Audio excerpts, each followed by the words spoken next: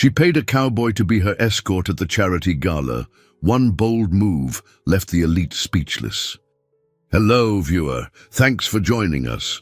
Leave a like and share your thoughts in the comments, along with the city you're watching from. Now let's continue with the story.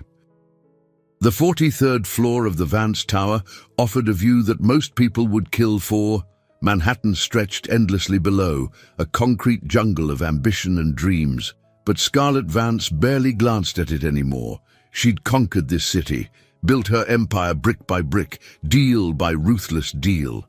At 45, she was worth more than most small countries, her name whispered in boardrooms with equal parts reverence and fear. But money couldn't buy peace of mind. The intercom on her mahogany desk buzzed with the efficiency that ran her life like clockwork. "Ms. Vance, your 3 o'clock is here." Scarlett's fingers tightened around her Mont Blanc pen. She didn't need to ask who. Richard Blackwood had been showing up unannounced for 3 months now, ever since she'd returned his engagement ring and told him exactly what he could do with his marriage proposal. Send him away, Patricia. Again, he says he won't leave until he speaks with you. Security is hesitant to forcibly remove a man of his standing. Of course they were. Richard's family owned half the banks in the city, the other half owed them favors. Old money had a way of opening doors that new money, no matter how vast, couldn't always close. Scarlett stood and smoothed her charcoal Armani suit, checking her reflection in the floor-to-ceiling windows. Every blonde hair perfectly in place, makeup flawless, despite the 12-hour workday. She'd learned long ago that armor came in many forms, and hers happened to be designer. 5 minutes, she told Patricia. Then I want him gone. Richard swept into her office like he owned it, all silver-haired confidence and practiced charm. At 52, he was still handsome in that distinguished way that made society women swoon at charity galas. Too bad his soul was as cold as his portfolio. Scarlett, darling, you look magnificent as always. What do you want, Richard? He settled into the leather chair across from her desk, uninvited, crossing his legs with casual arrogance. Can't a man visit his former fiancée? Former being the operative word. She remained standing, a power move she'd perfected in countless negotiations. We have nothing to discuss. I disagree. I think you made a hasty decision 3 months ago, one you're beginning to regret. The audacity would have been impressive if it weren't so infuriating. The only thing I regret is wasting 2 years of my life with you. His smile never wavered, but something darker flickered in his pale blue eyes. You're angry, I understand, but we're perfect together, Scarlett.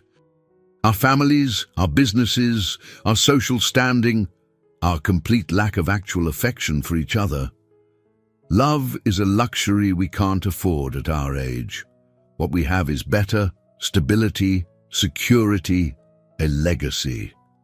Scarlett walked around her desk, closing the distance between them with predatory grace. What we had was a business arrangement masquerading as romance. I built this company from nothing. Richard. I don't need your family's money or connections or dusty old legacy. I never did. He stood then, and for the first time, his composure cracked slightly. You're making a mistake. A woman like you need protection, guidance. The city can be dangerous for someone who thinks they can stand alone. The threat was subtle, but unmistakable. Scarlett had heard it before, would continue hearing it until she found a way to make it stop.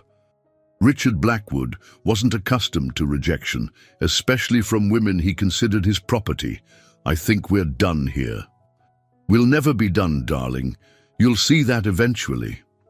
After he left, Scarlett sank into her chair and rubbed her temples. The Advil in her desk drawer was getting quite a workout lately. She'd dealt with hostile takeovers, corporate espionage, and cutthroat competitors without breaking a sweat.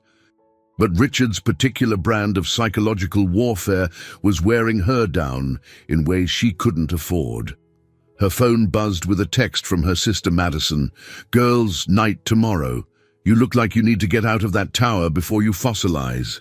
Scarlett almost smiled. Madison had a point. When was the last time she'd left the office before 9? When had she last done something just for fun, without calculating the return on investment? Maybe it was time to remind herself what she was fighting to protect. Her independence, yes, but also her right to live life on her own terms.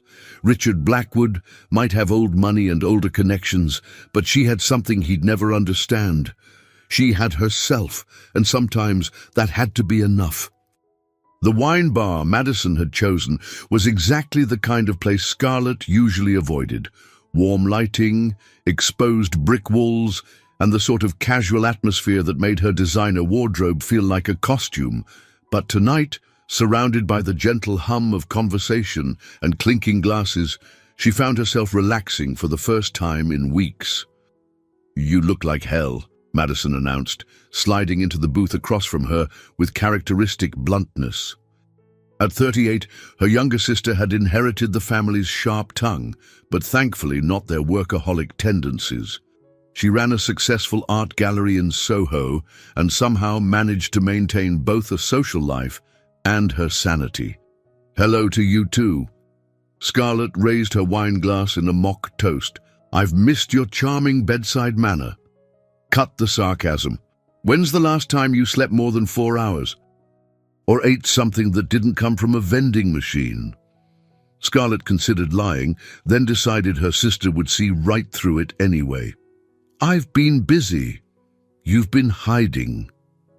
Madison's green eyes, so much like their mother's, narrowed with concern. "Richard's still bothering you, isn't he?" The wine turned bitter in Scarlett's mouth. She'd made the mistake of confiding in Madison about Richard's increasingly persistent visits. The flowers that appeared at her apartment despite her building's supposed security, the way he seemed to know her schedule better than she did. He showed up at the office again today. Security won't touch him because of his family connections. Have you considered a restraining order? With what evidence? He hasn't technically threatened me. Everything he does is just subtle enough to maintain plausible deniability. Scarlett set down her glass harder than intended. He's playing a long game, and he's very good at it. Madison leaned forward, her voice dropping to a whisper. "Scarlett, you're scaring me. This isn't just about a pushy ex-boyfriend, is it?" The question hung between them like a loaded gun. Scarlett had been asking herself the same thing for weeks. Richard's behavior had shifted from annoying to concerning to something that made her check her locks twice every night and look over her shoulder in parking garages. "I don't know," she admitted, "but I'm starting to think he's not going to give up, ever." "Then we need to make him." "We?" Madison grinned, and Scarlett recognized the expression. It was the same one their mother had worn when plotting to redecorate the entire house in a weekend or convince their father to buy them a pony.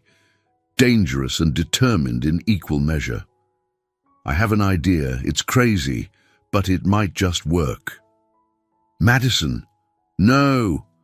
Whatever you're thinking, what if Richard thought you were seeing someone else? Someone he couldn't intimidate or buy off?" Scarlett laughed, but there was no humor in it. "I don't have time to date, remember? And even if I did, Richard would just find a way to make their life miserable until they ran, not if they weren't real." The words hung in the air between them like a challenge. Scarlett stared at her sister, waiting for the punchline that never came. "You're suggesting I hire a fake boyfriend. I'm suggesting you level the playing field. Richard thinks he can corner you because you're alone. Show him you're not. That's insane. Is it? You hire consultants for business problems. You hire security for safety issues. Why not hire someone to solve your Richard problem?" Scarlett's business mind, despite her emotional exhaustion, began turning over the proposition. It was unconventional, certainly, but she'd built her empire on unconventional thinking. It would have to be someone completely outside our social circle, someone Richard couldn't research or influence. Exactly. Someone with nothing to lose and everything to gain from a simple acting job. And where exactly do you propose I find this person? Craigslist.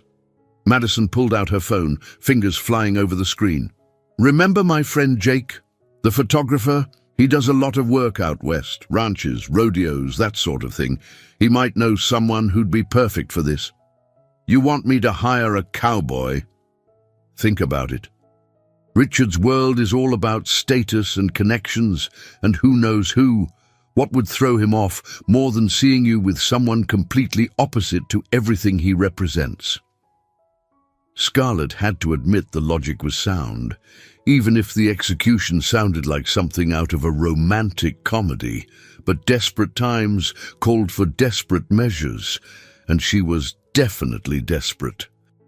Oh, this is completely insane. But you're considering it. Scarlett drained her wineglass and looked at her sister, really looked at her. Madison had always been the creative one, the risk-taker, the sister who colored outside the lines. Maybe it was time to try a different approach. Make the call. 2 days later, Scarlett found herself in the most surreal situation of her professionally regimented life, sitting in a coffee shop in Queens, waiting to interview a man for the position of fake boyfriend. The irony wasn't lost on her that she'd conducted million-dollar merger negotiations with less anxiety than she felt right now. Jake's contact had been surprisingly professional about the whole arrangement. Carter Wells, according to the brief phone conversation, was 39 years old, currently between ranch jobs, and desperately needed money for his sister's medical bills. He was also, apparently, willing to relocate temporarily for the right price. The coffee shop Madison had suggested was intentionally low-key, the kind of place where a woman in a $2,000 suit wouldn't normally be caught dead. But that was the point. If this insane plan was going to work, they needed to keep it completely separate from her regular world. Scarlett checked her watch, a nervous habit she'd developed during her climb up the corporate ladder. Carter Wells was exactly on time, which she appreciated. She'd given Jake a description to pass along: tall, blonde, probably overdressed for the neighborhood. She assumed she'd be easy to spot. What she hadn't expected was the man who walked through the door. Carter Wells commanded attention without trying. He was tall, probably 6'3", with the kind of broad shoulders that came from actual physical work rather than expensive gym memberships. His dark hair was slightly too long, brushing the collar of a button-down shirt that had seen better days, but was obviously his attempt at dressing up for the meeting. When his eyes swept the coffee shop and landed on her, Scarlett felt an unexpected jolt of recognition, as if she'd been waiting for this moment without knowing it. He approached her table with the confident stride of a man comfortable in his own skin, which was more than she could say for herself at the moment. Scarlett Vance. His voice was exactly what she'd expected from his appearance, deep, with just a hint of a Western drawl that spoke of wide-open spaces and honest work. She stood to shake his hand, noting the calluses that told their own story. "Mr. Wells, thank you for coming." "Carter's fine." He settled into the chair across from her, somehow making the cramped coffee shop feel smaller just by being in it. Jake explained the situation, "But I'll be honest, I'm not entirely sure what you're looking for." Scarlett had rehearsed this conversation, but faced with Carter's direct gaze, her prepared speech evaporated. There was something unsettling about his complete attention, as if he could see through all her carefully constructed defenses. "I need someone to pretend to be my boyfriend for a few weeks, maybe a month. It's complicated. Most things worth doing are." His expression remained neutral, but she caught a flicker of something, curiosity, maybe. "What kind of pretending are we talking about?" "Public appearances. Maybe dinner out once or twice a week. Nothing physical." she added quickly, feeling heat rise in her cheeks. Just visible enough to convince someone that I'm involved. Someone who's bothering you. It wasn't a question. Carter leaned back in his chair, studying her with those steady brown eyes. Ex-boyfriend? Ex-fiancé. He's having trouble accepting that our relationship is over. And you think seeing you with another man will change his mind? Scarlett bristled slightly at the skepticism in his tone. It's worth trying. Richard is persistent. And he has certain advantages in my social circle that make it difficult to simply tell him to leave me alone. Carter was quiet for a long moment, and Scarlett found herself holding her breath. She needed this to work. The alternative, continuing to live under Richard's constant surveillance and subtle threats, was becoming unbearable. What's the pay? The blunt question was oddly refreshing after a lifetime of people dancing around money. $25,000. Half up front, half when the job is finished. Something shifted in Carter's expression. That's a lot of money for pretend dating. It's a lot of money because I need this done right, and because I need someone who won't be tempted to make it real or complicated. She met his gaze directly.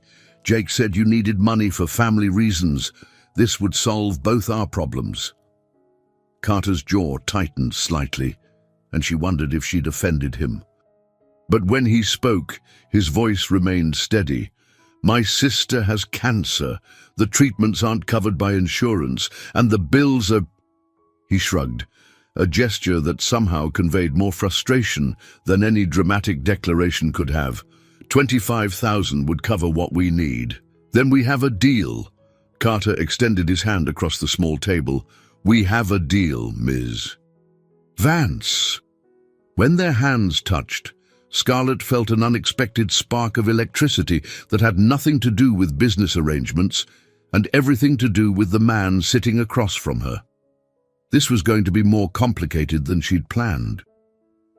3 days into their arrangement, Scarlett realized she had vastly underestimated Carter Wells.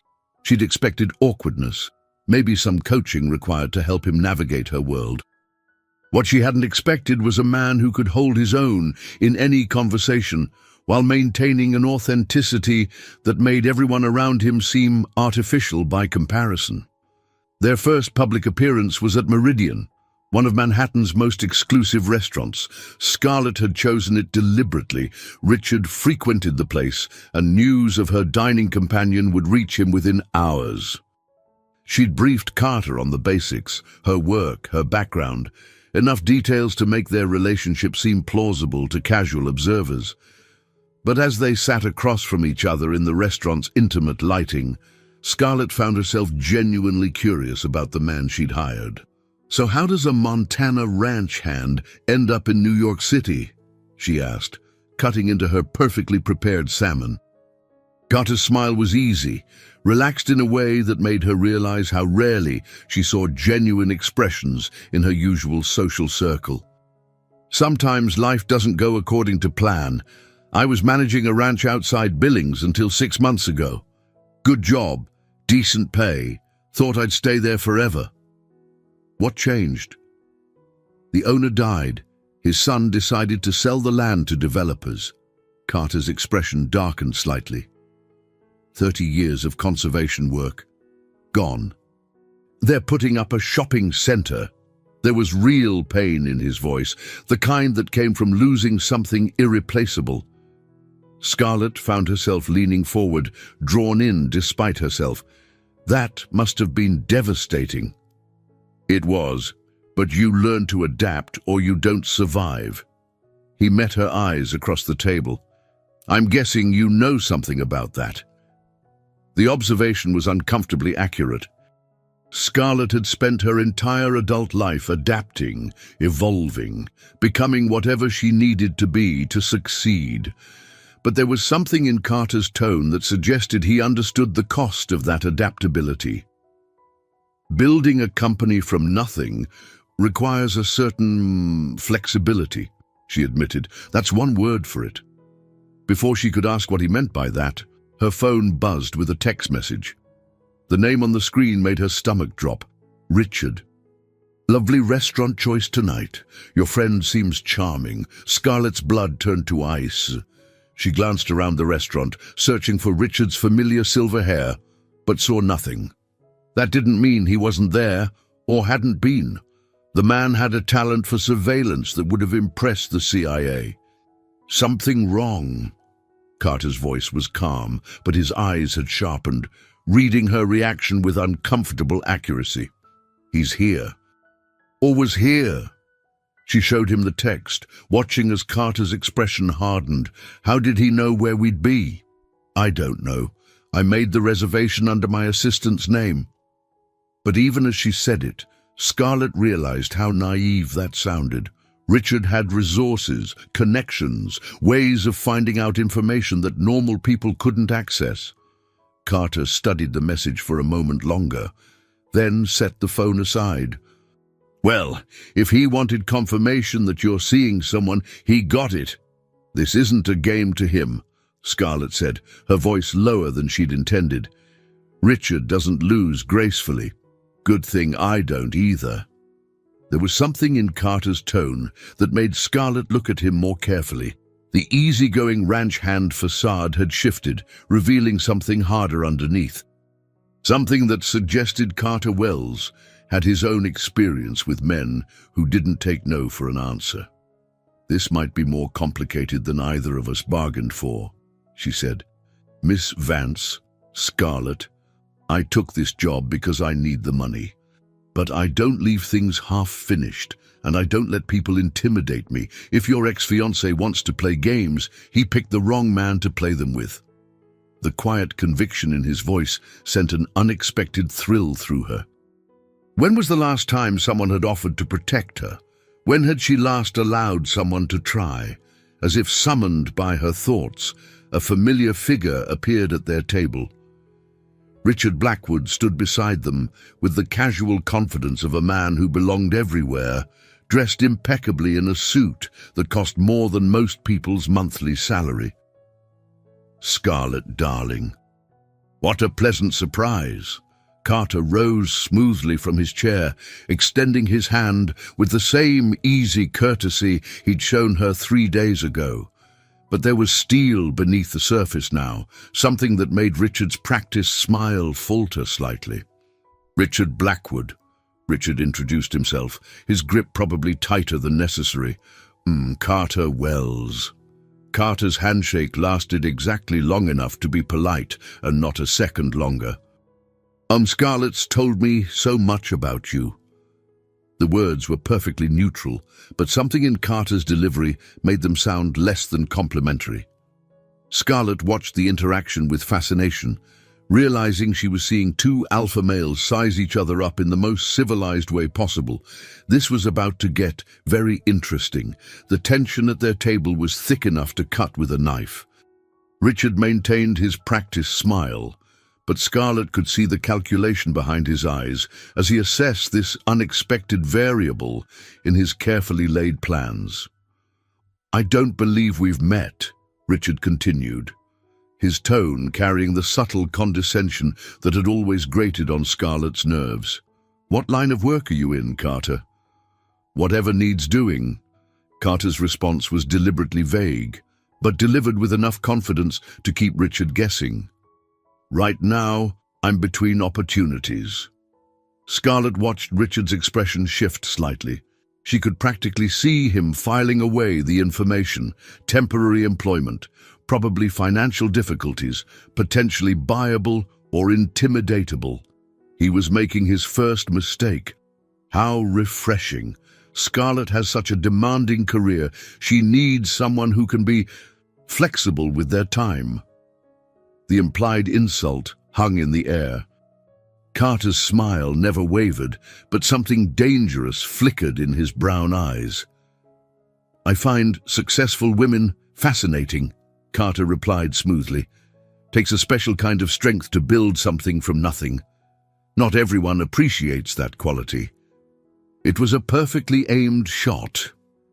Richard's jaw tightened almost imperceptibly, and Scarlett felt a rush of unexpected admiration for Carter's tactical precision. Yes, well, Scarlett has always been ambitious. Richard's tone had cooled noticeably, sometimes to the detriment of other priorities. "If you'll excuse us," Scarlett interjected, recognizing the signs of an escalating confrontation. "We were just finishing dinner." "Of course, I wouldn't want to interrupt your date." Richard's pause before the last word was deliberately insulting. "Enjoy your evening."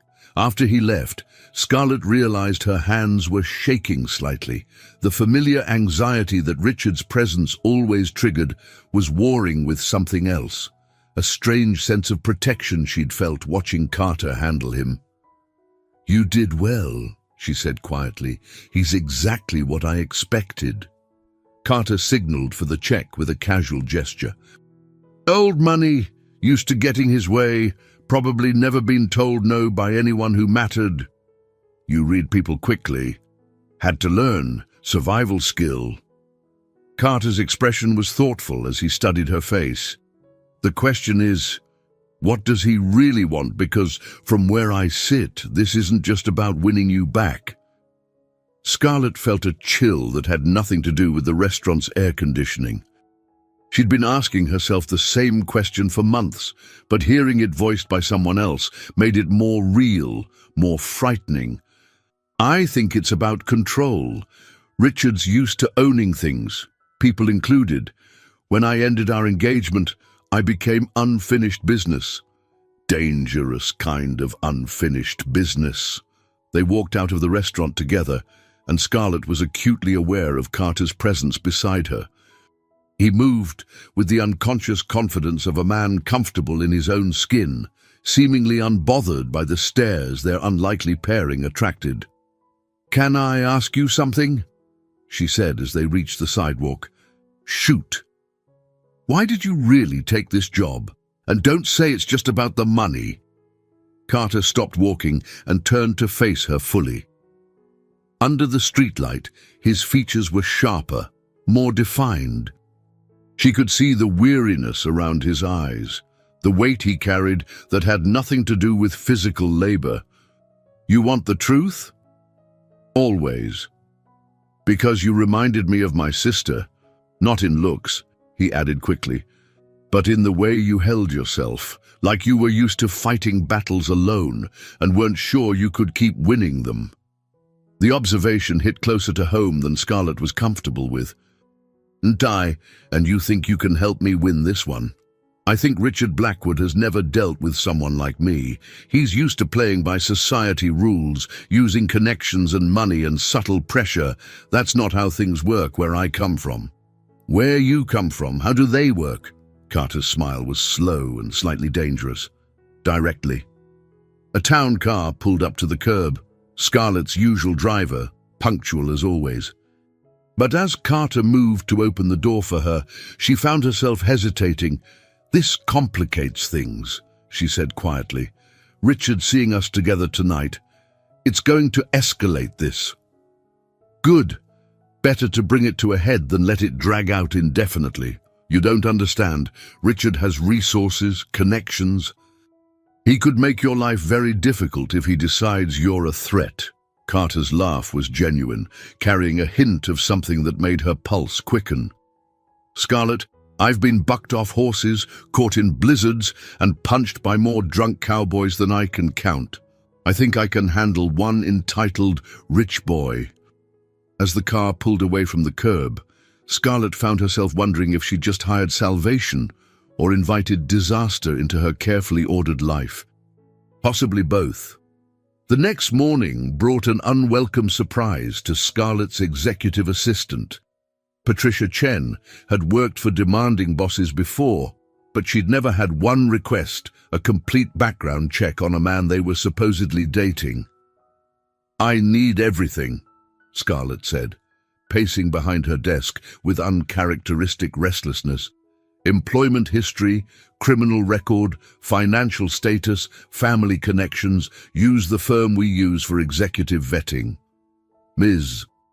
And Vance, if you don't mind me asking, shouldn't you already know these things about someone you're Involved with? Scarlett paused mid-stride. Patricia had been with her for 3 years, long enough to know when something was off. The woman was observant, discreet, and unfortunately too intelligent for her own good. It's complicated.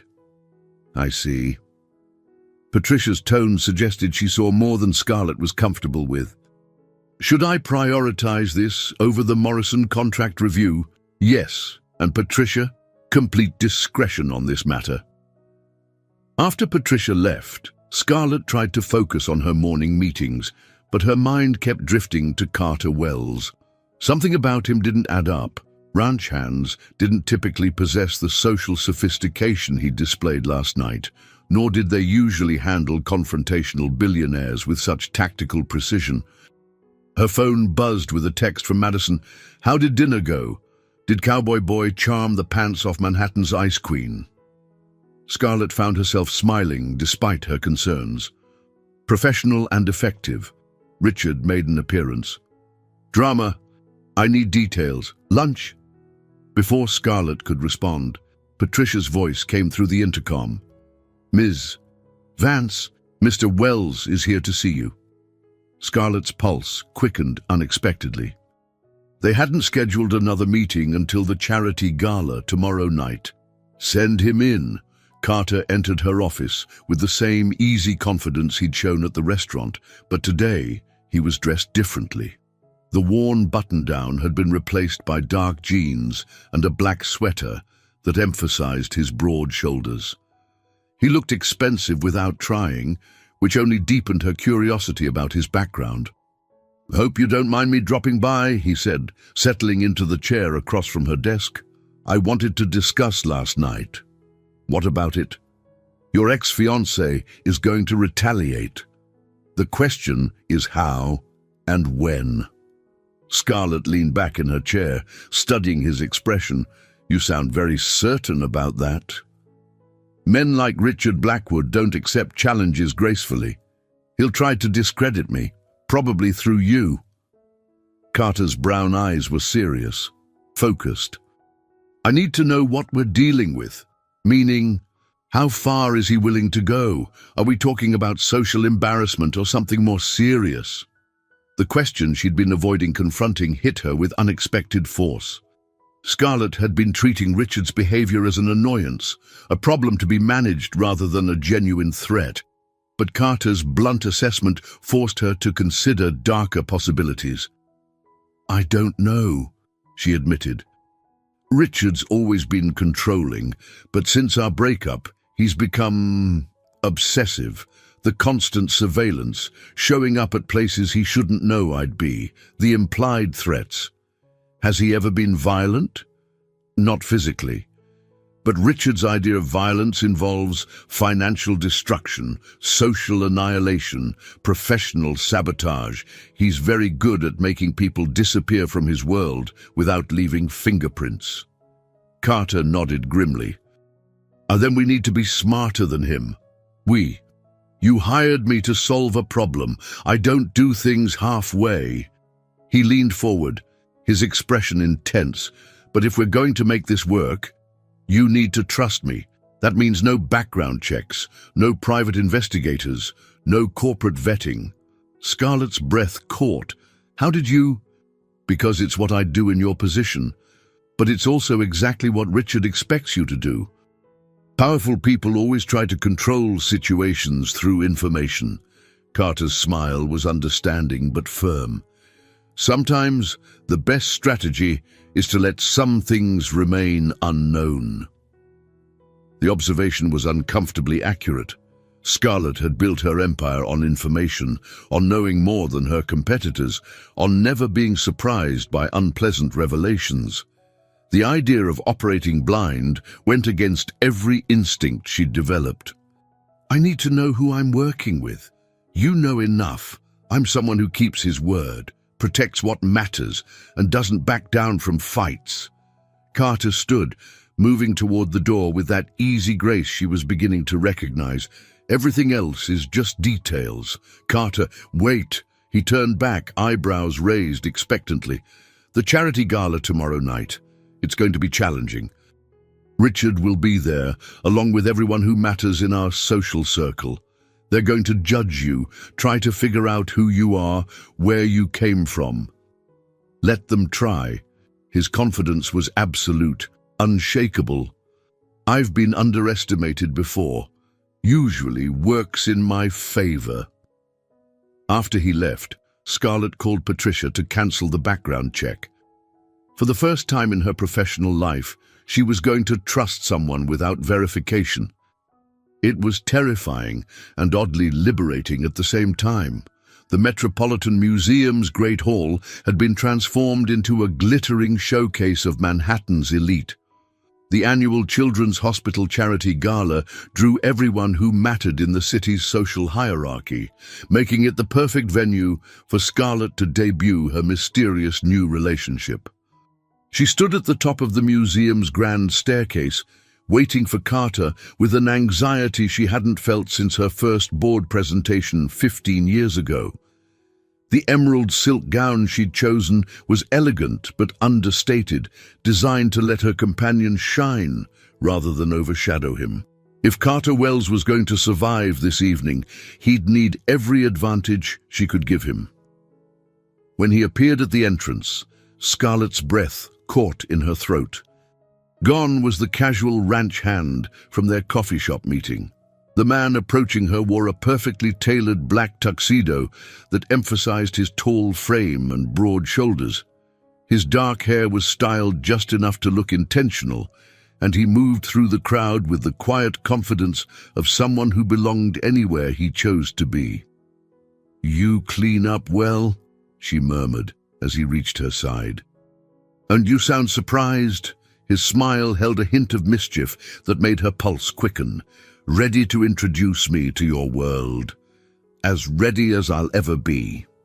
They descended the staircase together, and Scarlett was acutely aware of the attention they attracted.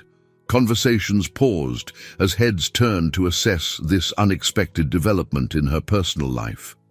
She could practically feel the speculation rippling through the crowd like wildfire. "Scarlett, darling," Margaret Whitfield, the mayor's wife and Manhattan's unofficial social coordinator, materialized beside them with predatory enthusiasm. "You simply must introduce me to your mysterious companion.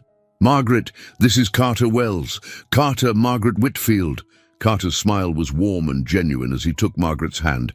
"Mrs. Whitfield, your reputation for organizing beautiful events precedes you." The compliment was perfectly pitched, acknowledging Margaret's status without seeming obsequious. Scarlett watched the older woman's expression soften with surprised pleasure. "How charming. And what brings you to New York, Mr. Wells?" "Business opportunities," Carter replied smoothly. "Though I have to admit, the cultural attractions are proving more interesting than I expected." His gaze shifted to Scarlett as he spoke, the implication clear but tastefully subtle. Margaret's eyes practically sparkled with delight at witnessing what appeared to be genuine romance. "How wonderful. You must tell me all about your work. Are you in finance like most of Scarlett's friends?" There it was, the subtle probe designed to extract information. Scarlett tensed, but Carter handled it with impressive finesse. "I work in land management and conservation, very different world from finance, but I find the principles of sustainable development apply to many fields." It was brilliant, vague enough to avoid specific questions while sophisticated enough to suggest education and purpose. Margaret nodded approvingly before being drawn away by another social obligation. "Nicely done," Scarlett murmured as they moved toward the bar. "She's not the real Tess, though, is she?" Scarlett followed his gaze across the room to where Richard Blackwood held court near the auction display, surrounded by his usual circle of influential friends and social climbers. He was dressed impeccably as always, silver hair perfectly styled, projecting the kind of understated elegance that came from generations of inherited wealth. No, he's not." They spent the next hour circulating through the crowd, and Scarlett found herself genuinely impressed by Carter's performance. He seemed to instinctively understand the unspoken rules of high society conversation, when to speak and when to listen, how to deflect personal questions while appearing open and friendly, how to make everyone feel like they were the most interesting person in the room. More surprisingly, she found herself actually enjoying the evening. Usually, these events felt like elaborate business negotiations disguised as social gatherings. But Carter's presence changed the dynamic somehow, making her feel less like she was performing and more like she was simply living. "You're different tonight," he observed during a quiet moment as they watched the auction proceedings. "Different how?" "Relaxed. Happy at even." His voice was warm with genuine observation rather than flattery. "It's a good look on you." Before Scarlett could respond, a familiar voice interrupted their moment. "Scarlett, you look radiant tonight." Richard had approached with his characteristic timing, choosing the exact moment when they appeared most comfortable together. He looked polished and confident, but Scarlett caught something harder in his expression, a cold calculation that made her skin crawl. "Richard," her voice was carefully neutral. "Enjoying the evening?" "Immensely. Though I have to say, I'm curious about your friend's background. Carter Wells. I've been asking around, but no one seems to know much about you." The challenge was barely veiled. Richard had been investigating, trying to find leverage or weakness. Carter's expression didn't change, but something in his posture shifted almost imperceptibly. "Probably because I'm not from your usual circles," Carter replied easily. "Different world entirely." "Yes, so I'm discovering." Richard's smile was sharp as a blade. How refreshing for Scarlett to expand her horizons. The battle lines were clearly drawn now, and Scarlett realized the evening was about to become much more complicated. The auction had reached its climax when everything changed. Richard had just bid $50,000 on a weekend at his family's Hamptons estate, clearly intending it as a power display in front of Carter. The smug satisfaction on his face suggested he believed he'd made his point about the gulf between their respective resources. That's when Carter raised his paddle. 75,000. The words cut through the murmur of polite conversation like a knife. Scarlett's head whipped toward him in shock, but Carter's expression remained calm, almost bored. Around them, the crowd had gone silent, sensing drama in the making. Richard's face went through several expressions in rapid succession: surprise, calculation, and finally, cold fury. 100,000, 150. The auctioneer, clearly delighted by the unexpected bidding war, encouraged the competition with professional enthusiasm, but Scarlett barely heard him. Where was Carter getting this kind of money, and why was he engaging in what was obviously Richard's attempt to humiliate him? 200,000. Richard countered, his voice tight with barely controlled anger. Carter paused, seemingly considering, then shook his head with a slight smile. "All yours. I was just curious what you thought winning cost." The comment landed like a slap. Richard had technically won the auction, but everyone in the room understood what had really happened. Carter had played with him, demonstrated that he could match Richard's financial firepower, then dismissed it as unimportant. It was a masterclass in psychological warfare. As the auction concluded and the crowd began to disperse, Scarlett found herself staring at Carter with new eyes. What the hell was that? Strategy. That's not an answer. "Where were you planning to get $150,000 if he'd backed down?" Carter's smile was enigmatic. "Who says I don't have it?"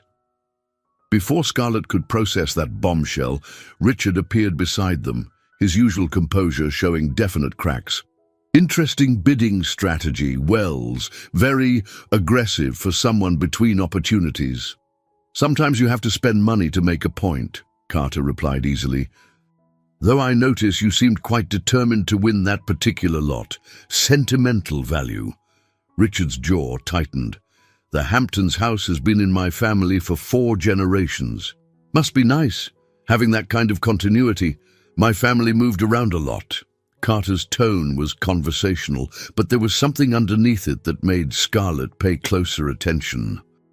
It makes you appreciate what you have when you finally find something worth keeping. His eyes met Scarlett's as he spoke, and she felt that familiar jolt of electricity. But there was something else there now. A depth she hadn't recognized before. A complexity that suggested Carter Wells was far more than he appeared. Yes, well, Richard said, clearly unsettled by the exchange. Breeding will tell, as they say. It was a deliberate insult, the kind of subtle class warfare that Richard wielded like a weapon.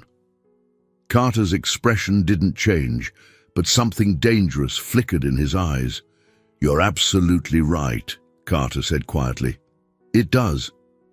The words were perfectly polite, but somehow they sounded like a threat. Richard seemed to sense it too, because he made his excuses and melted back into the crowd with uncharacteristic haste. We need to talk, Scarlett said once they were alone. Here. My apartment. Now. The ride to her building was conducted in tense silence. Scarlett's mind was racing, trying to reconcile the man she thought she'd hired with the one who'd just casually discussed bidding astronomical sums at charity auctions. Carter stared out the window, seemingly lost in thought, his earlier easy demeanor replaced by something more guarded. Her penthouse apartment overlooked Central Park, all clean lines and expensive minimalism. It was designed to impress, but as Carter moved through the space, Scarlett realized he wasn't impressed so much as familiar, as if expensive surroundings weren't foreign to him. Nice place, he said, stopping at the floor-to-ceiling windows. Good view. Carter, who are you really? He turned from the window, and in the soft lighting of her living room, she could see weariness in his expression that hadn't been there before. That's a complicated question. Try me. He was quiet for a long moment, seeming to weigh something in his mind. When he finally spoke, his voice held a gravity that made her listen more carefully. My full name is Carter Jackson Wells. My grandfather was J.T. Wells of Wells Mining Corporation. My father was supposed to inherit everything, but he walked away when I was 12 to become a ranch foreman in Montana. The revelation hit Scarlett like a physical blow. Wells Mining was one of the largest privately held companies in the country, worth billions. If Carter was telling the truth, you're telling me you're secretly rich. I'm telling you I chose not to be. Scarlett sank onto her leather sofa, trying to process what Carter had just revealed. You walked away from billions of dollars. My father did. I was just a kid when it happened. Carter moved to the window again, his reflection ghost-like against the New York skyline. My grandfather was difficult, controlling. He had very specific ideas about how the family should live, who we should marry, what values we should hold. My father got tired of being a puppet. So you grew up poor. We grew up honest.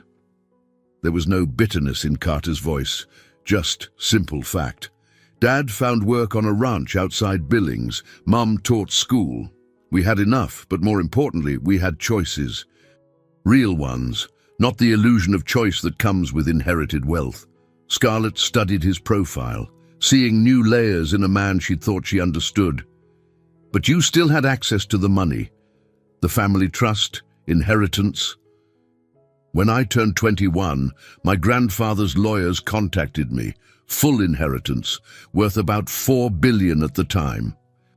All I had to do was come back, take my place in the family business, marry someone appropriate. Carter's laugh was dry. I told them what my father would have told them, which was that some things aren't for sale. The words hung in the air between them, charged with meaning that had nothing to do with ancient family history. Scarlett felt an uncomfortable recognition, remembering her own choices, the prices she'd paid for success. No, but you could still access it, if you needed to. Technically, yes. The trust provisions are complicated. I've never touched it. Carter turned from the window, his expression serious. But tonight, watching Richard try to buy his way to dominance, I realized something. What? He's going to escalate this. And when he does, I want him to understand exactly what kind of fight he's picking. Scarlett's blood chilled. Carter, you can't... I'm not planning to use my family's money, but knowledge is power, and Richard Blackwood responds to power. Carter moved closer, his brown eyes intense. He's been assuming I'm some nobody he can crush or buy off. That assumption is about to become very expensive for him. Before Scarlett could respond, her phone rang. Patricia's number appeared on the screen, which was odd for this time of night. Ms. Vance? Patricia's voice was tight with stress. I'm sorry to call so late, but there's been a security breach. Someone accessed your personal files from a remote location about an hour ago. Scarlett's grip tightened on the phone. What kind of files? Everything. Financial records, business contracts, personal correspondence. The IT department is still trying to trace the source, but... Patricia's voice trailed off meaningfully. But what? The timing suggests it happened during the charity gala while you were visible and presumably distracted. Scarlett closed her eyes, feeling the familiar sensation of Richard's invisible hands tightening around her life. Thank you, Patricia. Have I changed all my passwords immediately and set up a meeting with our security consultant first thing Monday? After she hung up, Carter was watching her with an expression that mixed sympathy and anger. He's making his move, he said quietly. Richard doesn't break into computer systems himself. He has people for that. Same result.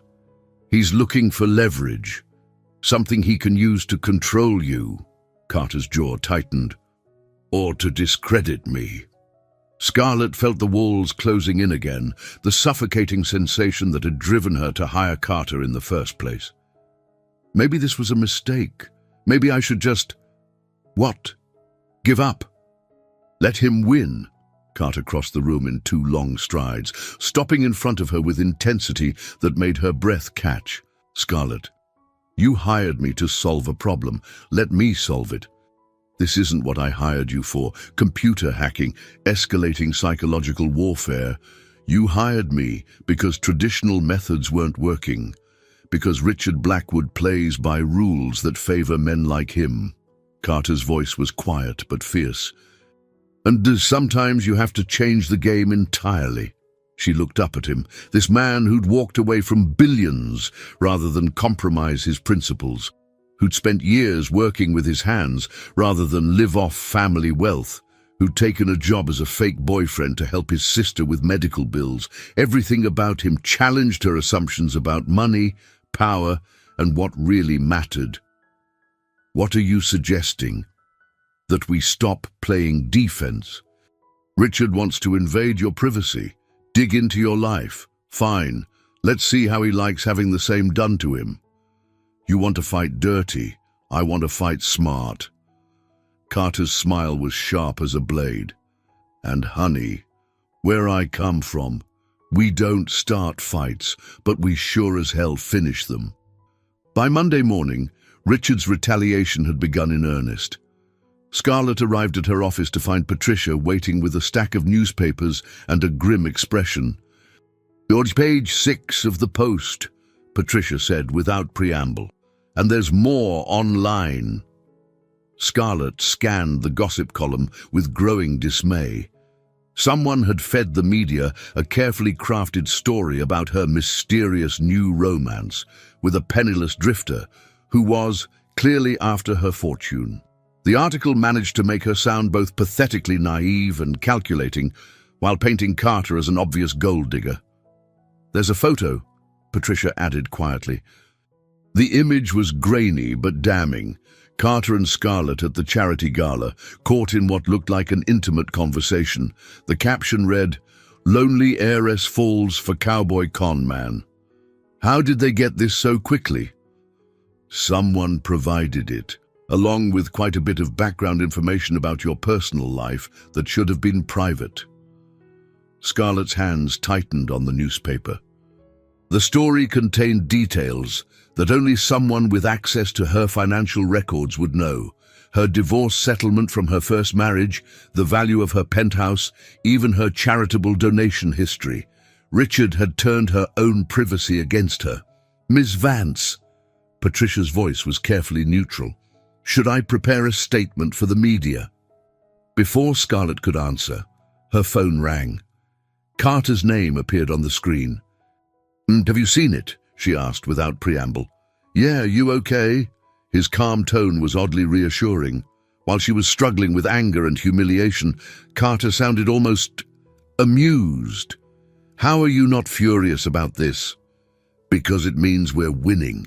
"Winning, Carter. They're calling you a con artist. They're saying I'm a desperate old woman being taken advantage of by a younger man. They're saying I'm dangerous enough to Richard's plans that he had to go nuclear." Carter's voice was steady, confident.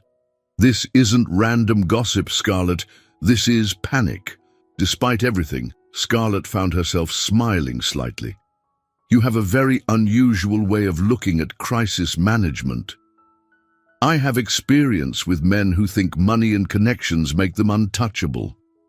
They always make the same mistake, which is they assume everyone else plays by the same rules they do." An hour later, Carter appeared in her office carrying a briefcase she'd never seen before. He was dressed differently too. Expensive suit, Italian shoes, the kind of subtle luxury that whispered rather than shouted. The transformation was startling. "Time for phase 2, he announced, setting the briefcase on her desk. "And what's in there?" Carter opened it to reveal stacks of documents, photographs, and what looked like financial records. Everything Richard Blackwood doesn't want the world to know. Scarlett stared at the contents, recognizing the implications immediately. "How did you—" "Let's just say the Wells family has certain resources when we choose to use them, and Richard Blackwood has made a lot of enemies over the years." Carter's smile was sharp. Turns out several of them were very interested in sharing information. This is industrial espionage. This is publicly available information that's been carefully compiled and analyzed. Everything here came from legal sources, court filings, business registrations, property records. Carter pulled out a photograph that made Scarlett's breath catch.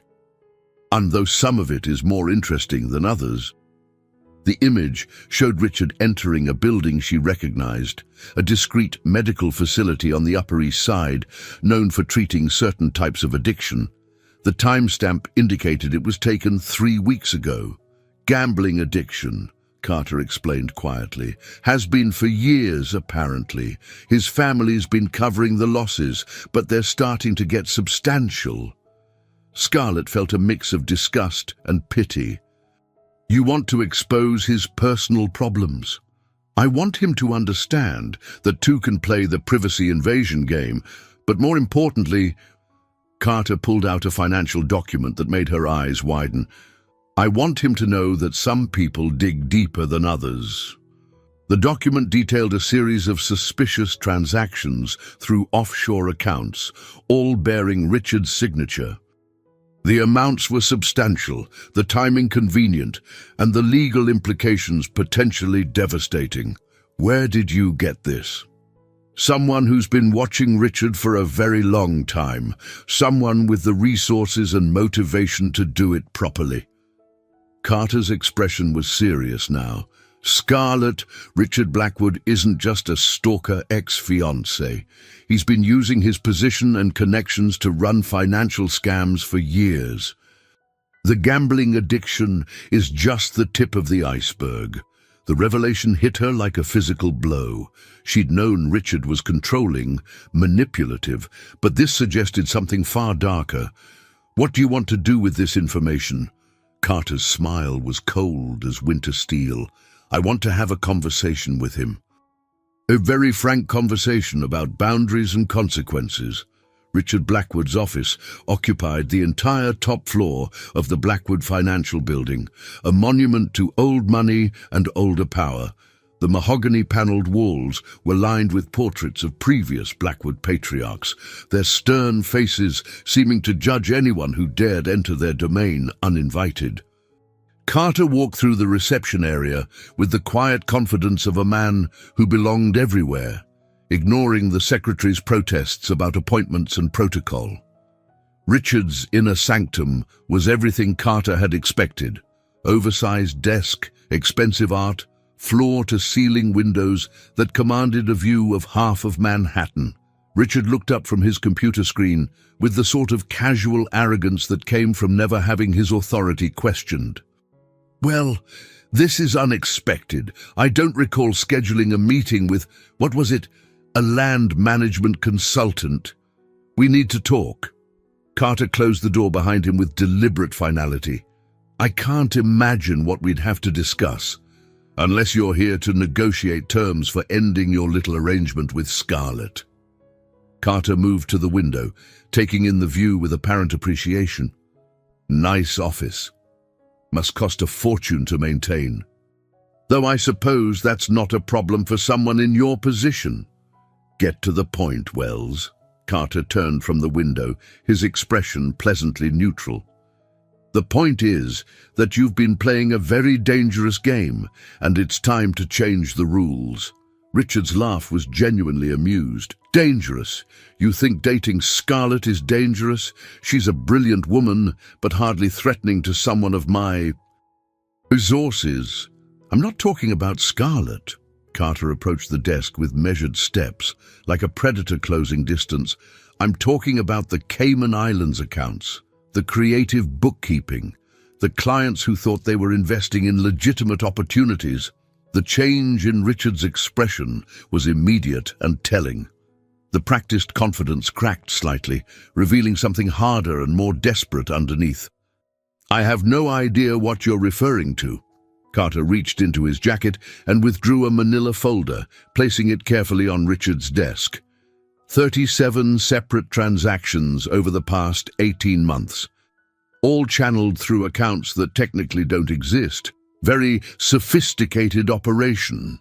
Richard's hand moved toward the folder, then stopped. "Where did you get this?"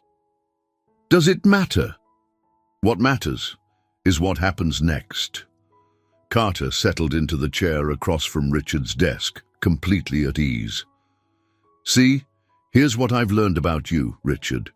You're used to controlling people through information, through social pressure, through the kind of subtle intimidation that leaves no fingerprints. And that only works when everyone agrees to play by the same rules." Carter's smile was sharp as broken glass. I don't..." Richard opened the folder, his face growing paler with each page. This could be misinterpreted." "Could be, or it could be exactly what it looks like, a systematic pattern of financial fraud that's been flying under the radar because of your family name and social connections. What do you want?"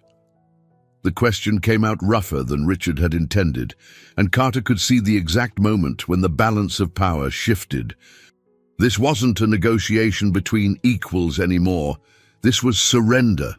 "I want you to stop, completely. No more surveillance of Scarlett. No more showing up at her events. No more invasive investigations into her personal life." Carter leaned forward slightly. "And no more anything. And if I refuse, then tomorrow morning, copies of everything in that folder get delivered to the SEC, the FBI, and every major financial journalist in the city." Carter's voice remained conversational, but there was steel underneath. "Your choice." Richard was quiet for a long moment, his fingers drumming against the desk in a nervous rhythm that betrayed his composure. You don't understand what you're interfering with. Scarlett and I have history, connections that go deeper than whatever arrangement you two have. What I understand is that you're a man who's used to getting his way through money and intimidation, and you can't accept that someone said no to you. Carter stood, straightening his jacket with casual precision. That stops now. She'll never be happy with someone like you. You're a temporary fascination, a way for her to rebel against expectations. Maybe. But that's her choice to make, not yours. Richard's laugh was bitter. You really think this is about love? Scarlett Vance doesn't know how to love anything except her company and her bank account. Carter paused at the door, looking back with something that might have been pity. You know what the saddest part is, Richard? You actually believe that. You've spent so much time treating people like assets that you can't recognize real emotion when you see it. This isn't over. Yes, it is. Carter's voice carried absolute finality. And if you're smart, you'll make sure it stays that way. The door closed behind him with a soft click, leaving Richard alone with the folder and the crushing realization that he'd just lost control of a situation he'd thought he was orchestrating. For the first time in his adult life, Richard Blackwood felt genuinely afraid. Scarlett was reviewing quarterly reports when Carter returned to her office, but one look at his face told her the confrontation with Richard had been successful. There was a satisfaction in his expression, the look of a man who'd accomplished exactly what he'd set out to do. How did he take it? She asked, closing her laptop. About as well as you'd expect. Denial, anger, threats, then acceptance. Carter settled into his usual chair, but something in his posture had changed. He looked more relaxed, as if a weight had been lifted. He won't be bothering you anymore. You sound very certain about that. Men like Richard only understand power. Once they realize they're outgunned, they retreat to fight battles they can actually win. Carter's smile was grim. Trust me, he has bigger problems to worry about now than stalking his ex-fiancée. Scarlett studied his face, seeing new layers in a man who continued to surprise her. What happens now? Now you get your life back. Carter leaned forward, his brown eyes serious. The arrangement is complete. Richard's neutralized. You're safe, and I fulfilled my end of the contract. The words hit her like a physical blow, though she couldn't understand why. This was exactly what she'd hired him for, to solve her Richard problem. Mission accomplished. So why did the thought of Carter walking away make her feel like she was losing something irreplaceable? Just like that. Just like that. But Carter's expression suggested the conversation was more difficult for him than his casual tone implied. Unless... Do you think Richard might try something else? Scarlett could hear the hope in his voice, carefully hidden but unmistakably there. It occurred to her that Carter might be feeling the same unexpected reluctance to end this that she was experiencing. I don't know, she said honestly. Richard doesn't give up easily. Then maybe I should stick around a little longer. Make sure he's really backing off. The relief that flooded through her was embarrassing in its intensity. That might be wise. They were still looking at each other, both pretending this was about security and strategy, when Patricia's voice cut through the tension. Ms. Vance, you have a call from Madison. She says it's urgent. Scarlett frowned as she picked up the phone. Madison rarely called during business hours unless something was seriously wrong. Scarlett, thank God. Are you alone? No, Carter's here. What's wrong? Turn on Channel 7. Now. With growing dread, Scarlett reached for the remote and switched on the wall-mounted television. The local news was running a breaking story about Richard Blackwood, complete with file photos and serious-voiced commentary. Richard Blackwood, heir to the Blackwood financial empire, was arrested this morning on charges of securities fraud and money laundering. Federal investigators say the charges stem from a years-long scheme to defraud investors through offshore shell companies. Scarlett's phone slipped from her nerveless fingers. On screen, Richard was being led away in handcuffs, his usual composure completely shattered. The reporter continued detailing allegations that painted a picture of systematic criminal behavior going back nearly a decade. "Jesus," Carter breathed. "You did this." Scarlett's voice was barely a whisper. "Scarlett, you went to his office with evidence of financial crimes, and now he's being arrested. That's not a coincidence." Carter was quiet for a moment, his expression unreadable. "No, it's not." "Did you turn him in?" "I didn't have to. The information I showed him today was already in the hands of federal investigators. Has been for months, apparently." Carter's voice was steady, matter of fact. "Mbim, I just made sure he knew that continuing to harass you would guarantee that information reached the right people." Scarlett sank into her chair, trying to process the implications. "You're telling me Richard was already under investigation?" "Financial crimes like this don't happen in a vacuum. Someone had been building a case against him long before we ever met." Carter's expression was serious. "And I just had access to people who knew about it, your family connections, among other things." The full scope of what Carter had done was beginning to dawn on her. He hadn't just confronted Richard, he'd orchestrated his complete downfall, using resources and connections she was only beginning to understand. He could have been dangerous when cornered. If he'd known he was about to be arrested. That's why the timing was important. Give him enough warning to make the smart choice, but not enough time to become desperate. Carter's smile was grim. "Though I have to admit, I didn't expect them to move this quickly." Scarlett stared at the television screen, where Richard's perp walk was being replayed in slow motion. The man who'd terrorized her for months looked small and broken, nothing like the imposing figure who'd invaded her office just days ago. "It's over," she said, the reality finally sinking in. "It's over," Carter confirmed. But as their eyes met across her office, Scarlett realized that while one chapter of her life was ending, another was just beginning. The question was whether Carter Wells would be part of it. The media circus surrounding Richard's arrest lasted 3 days. Scarlett watched from the safety of her office as reporters dissected his financial empire, interviewed former clients, and speculated about the full scope of his crimes. The man who'd once seemed untouchable was being systematically destroyed by the same spotlight he'd always courted. Carter had been surprisingly absent during those 3 days, claiming he needed to handle some personal business.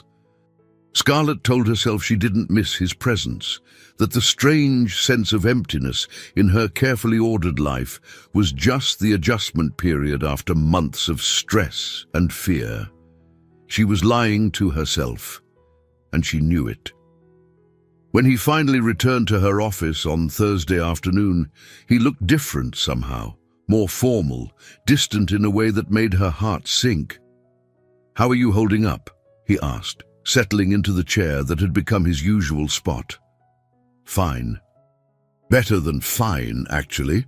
She gestured toward the stack of newspapers on her desk. "Richard's going to be busy with legal problems for the foreseeable future.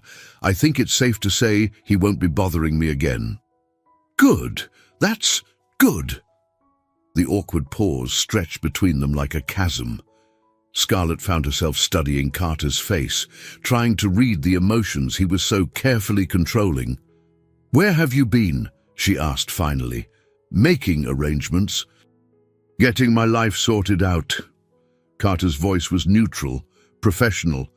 "My sister's medical bills are handled now, thanks to your payment. She's responding well to treatment." "I'm glad to hear that." Another pause. Scarlett realized with growing panic that this felt like a goodbye conversation, the kind of polite wrap-up that happened when business relationships reached their natural conclusion. "So what happens now?" The question came out more vulnerable than she'd intended. Carter's expression softened slightly.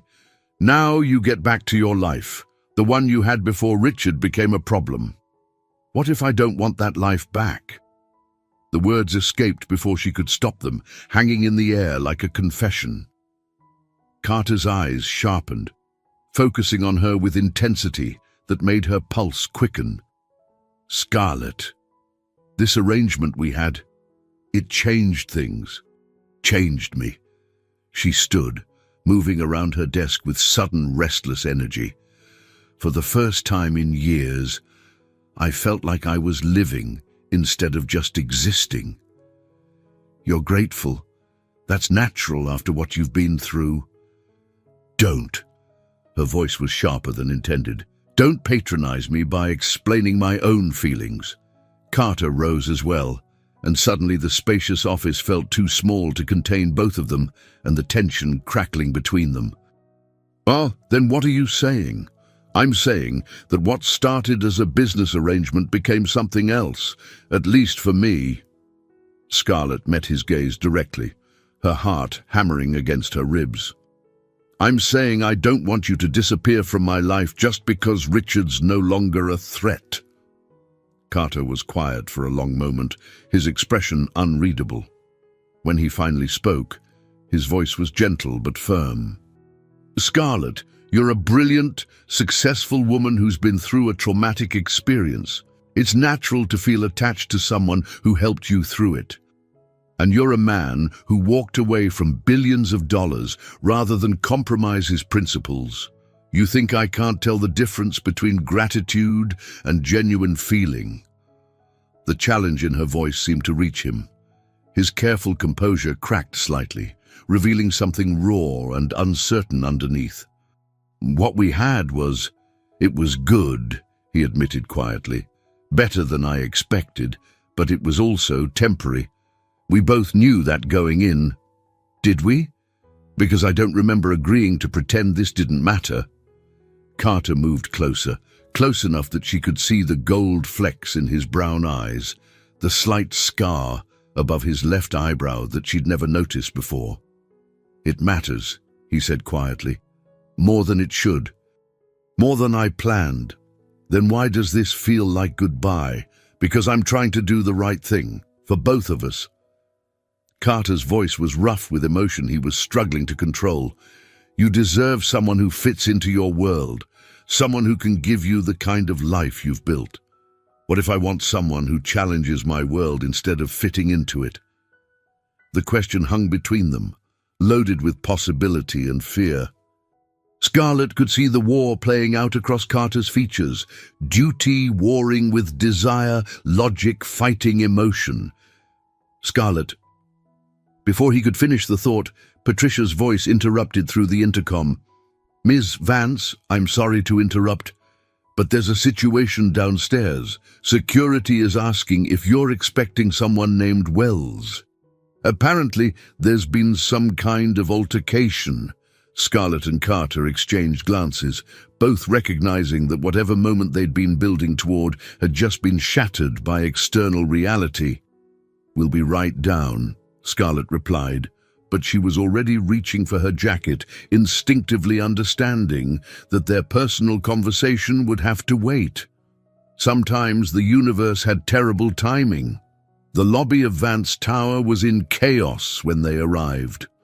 Security guards were clustered around two men near the entrance, their body language suggesting a situation barely under control. As Scarlett and Carter approached, she recognized one of the figures and felt her blood turn to ice. Marcus Blackwood, Richard's younger brother, stood near the reception desk with the same aristocratic bearing as his incarcerated sibling, but his face was twisted with rage and something that looked dangerously close to desperation. Where is she? Marcus demanded as he spotted Scarlett emerging from the elevator. Where's the bitch who destroyed my family?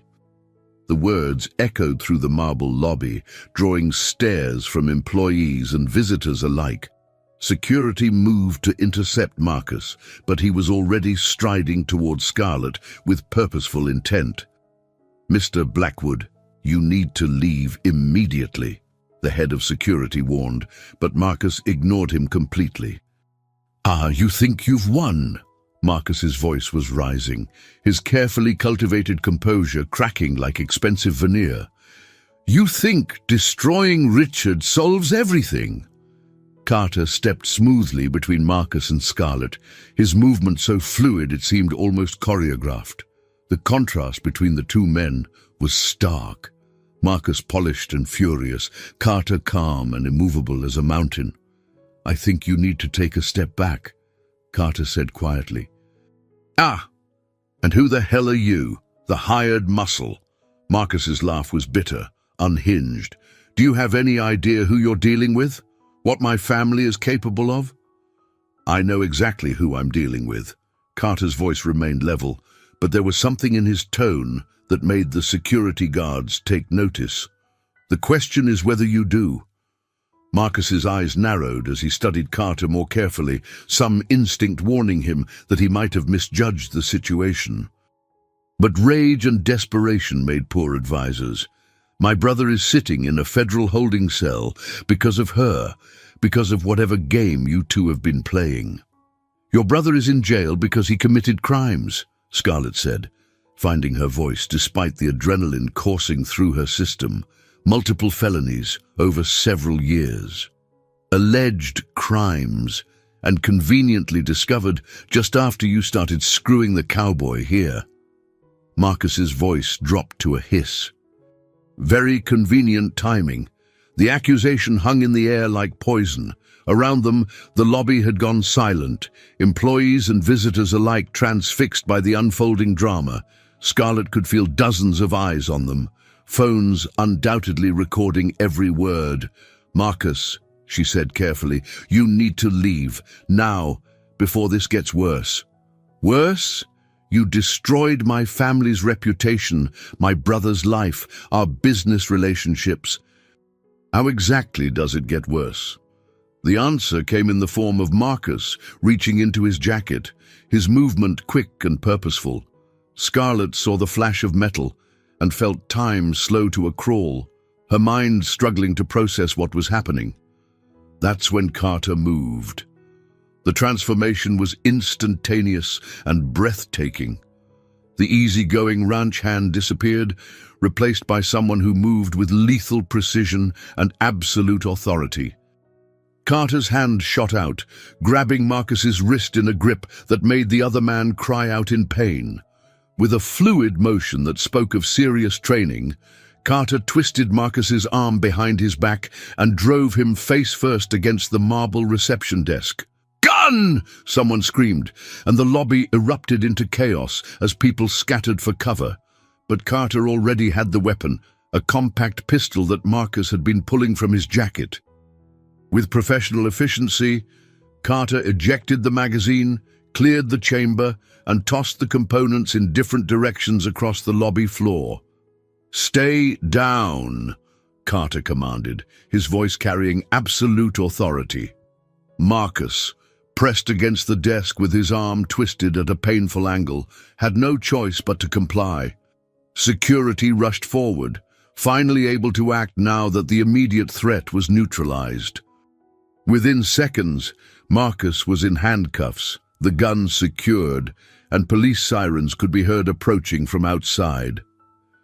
Scarlett stood frozen in the aftermath, staring at Carter as if seeing him for the first time. The man who just disarmed a gunman with clinical precision bore little resemblance to the gentle cowboy she thought she knew. "Are you hurt?" Carter asked, his voice gentle again as he turned to her. No, I'm fine." She struggled to find words. "Carter, how did you—" 10 years in the Marines before I went back to ranching," he said simply. "Some skills you don't forget." The revelation was another piece of the puzzle that was Carter Wells, but Scarlett barely had time to process it before the police arrived. The next hour was a blur of statements, reports, and media crews gathering outside the building. Through it all, Carter remained steady beside her. handling the chaos with the same unflappable competence he'd shown in disarming Marcus. But Scarlett couldn't stop thinking about the moment when everything had changed, when Carter had stepped between her and danger without hesitation, protecting her in a way that went far beyond any business arrangement. This wasn't about money or contracts or solving problems. This was about something much more dangerous and infinitely more real. Hours later, after the police interviews and media statements, after Marcus had been taken away and the lobby cleared of onlookers, Scarlett found herself alone with Carter in her office. The adrenaline had finally worn off, leaving her shaky and emotionally raw. "Military police training," she said, the words coming out flat and strange. 10 years in the Marines. "Were you planning to mention that detail at some point?" Carter was standing by the window again, his familiar position when conversations turned serious. Didn't seem relevant to the job. Didn't seem relevant. Scarlett's voice rose despite her efforts to stay calm. "Carter, you just disarmed a man with a gun like it was choreographed. That's not exactly typical ranch hand skill set." "No, I suppose it's not." His casual tone sparked something dangerous in her chest. Anger, frustration, and something else she couldn't quite name. "How many other things haven't you told me? How many other secrets are you keeping?" Carter turned from the window, his expression patient but tired. "Scarlett, we had a business arrangement.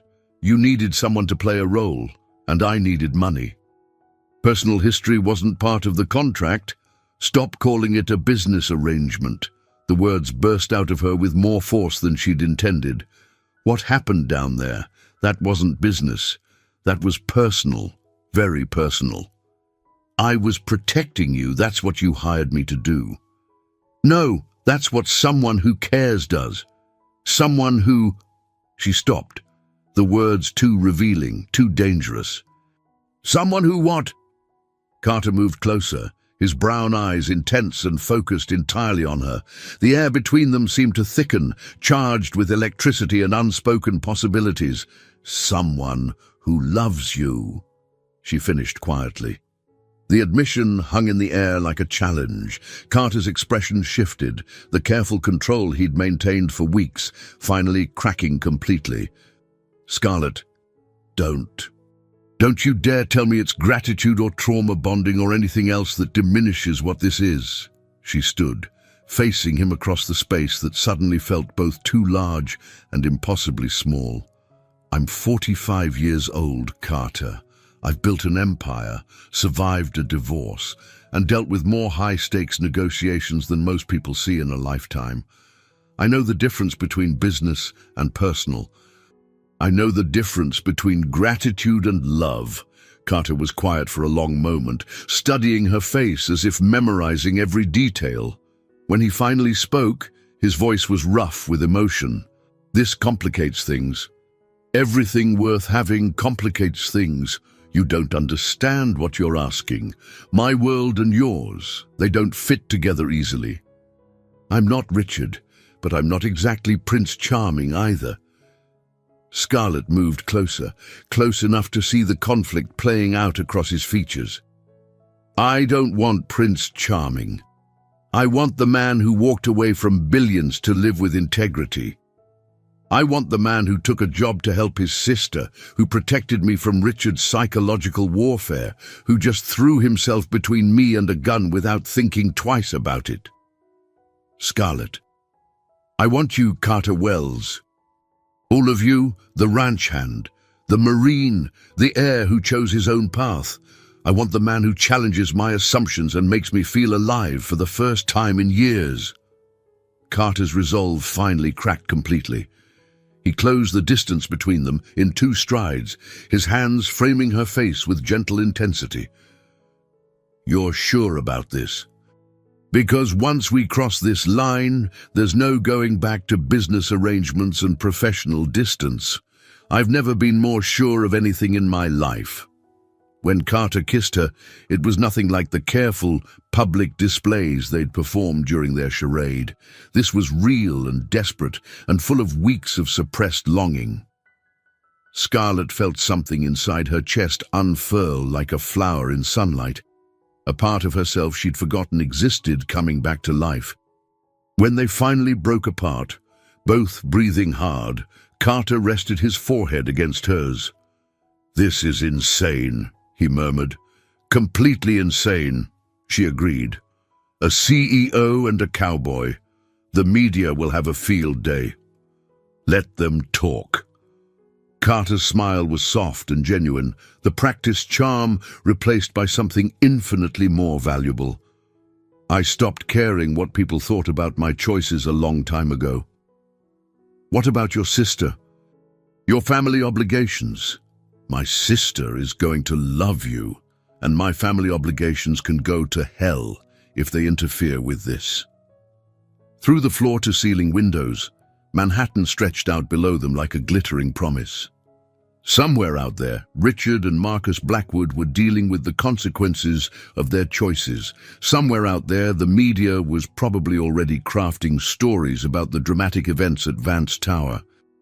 But in the quiet sanctuary of her office, with Carter's arms around her and the future spreading out before them like an uncharted territory, Scarlett found she didn't care about any of it. For the first time in her adult life, she was exactly where she belonged. 3 weeks after Marcus Blackwood's arrest, Scarlett discovered that surviving a gunman was easier than surviving the media circus that followed. Every aspect of her relationship with Carter had become public fodder, dissected by gossip columnists and business reporters with equal enthusiasm. "Mystery Cowboy's military past revealed," read the headline of the morning's Financial Tribune. Below it, a surprisingly detailed account of Carter's service record, complete with commendations and a grainy photo from his deployment in Afghanistan. How did they get this information?" Scarlett asked, tossing the newspaper across her desk toward Carter, who was reviewing security protocols with her new head of personal protection. Carter glanced at the article without apparent concern. "Military records aren't exactly classified. Someone just had to know where to look. Someone with resources and connections," added James Morrison, the ex-Secret Service agent she'd hired after Marcus's attack. "This isn't random journalism. Someone's feeding them information." The implication hung heavy in the office air. Even with Richard in federal custody and Marcus facing charges, the Blackwood family's influence hadn't simply evaporated. Old money had long arms and longer memories. "There's more," Patricia announced from the doorway, her expression grim. "The board of directors is requesting a meeting." Scarlett's stomach dropped. The board had been restless since the media attention intensified, worried about the company's image and her judgment. She'd built Vance Industries from nothing, but boards were notoriously skittish about scandal, even when the CEO was the victim rather than the perpetrator. When? This afternoon, 2 o'clock. After Patricia left, Carter moved to his usual spot by the window, but his posture was tense, alert in a way that reminded Scarlett of his military background. "They're going to pressure you to distance yourself from me," he said quietly. "Let them try." "Scarlett, I'm serious. Your company, your reputation, they matter more than whatever this is between us." She stared at him, unable to believe what she was hearing. "Don't you dare start backtracking now, not after everything we've been through." "I'm not backtracking. I'm being realistic." Carter turned from the window, his brown eyes serious and sad. You've worked your entire life to build this company. I won't be the reason you lose it." "And what if I said you're worth more to me than the company?" The question stopped him cold.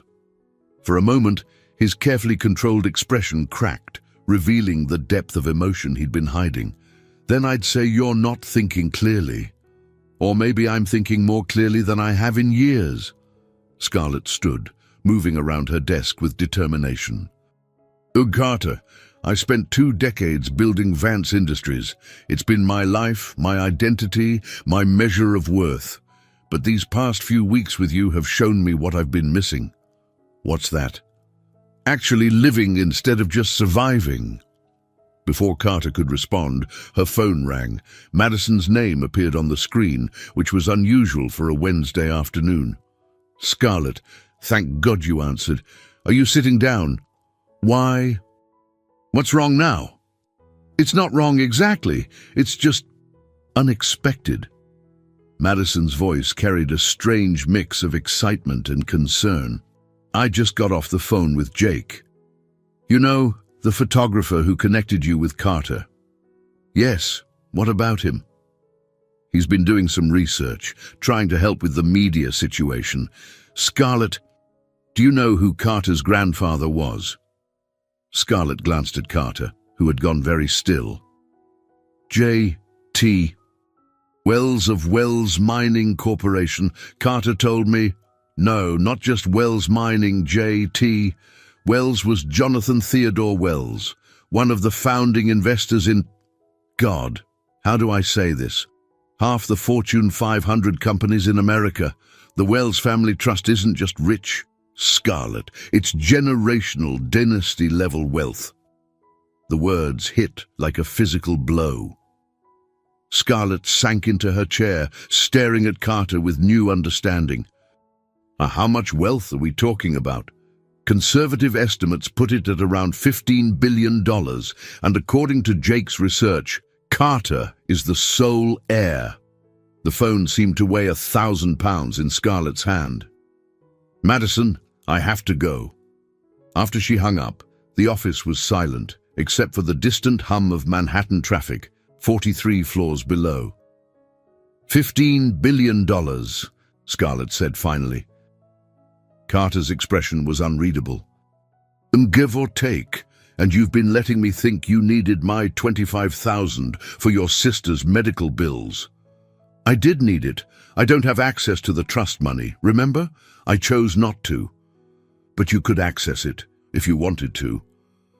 Carter's silence was answer enough. Scarlett felt something cold settling in her chest. A familiar sensation she recognized from hostile takeovers and corporate betrayals. The feeling of being outmaneuvered by someone she'd trusted. What else haven't you told me, Carter? The board meeting was every bit as brutal as Scarlett had expected. 12 of the most successful, ruthless business minds in Manhattan sat around the polished conference table, their expressions ranging from concerned to openly hostile.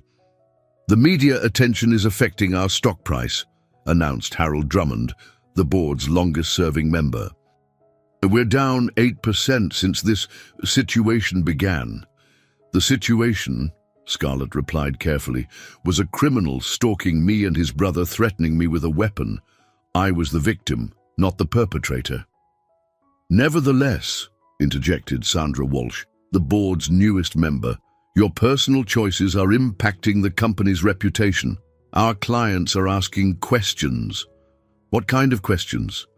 About your judgment, about your stability, about whether your romantic entanglements indicate a pattern of poor decision-making.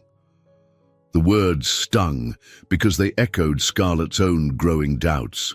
The revelation about Carter's true wealth had shaken her more than she'd expected, not because of the money itself, but because of what his secrecy implied about trust and honesty. My personal life has never interfered with my professional responsibilities, she said firmly. Then until now, Harold's voice was gentle but implacable. Scarlett, you've built something remarkable here. Don't let a momentary lapse in judgment destroy decades of work. A momentary lapse in judgment? A relationship with a man whose background doesn't align with your professional standing, whose presence brings unwanted media attention and potential security risks. The conference room felt like a trap, all mahogany walls and judgmental stares. These people had trusted her leadership for years, supported her vision, backed her most ambitious projects.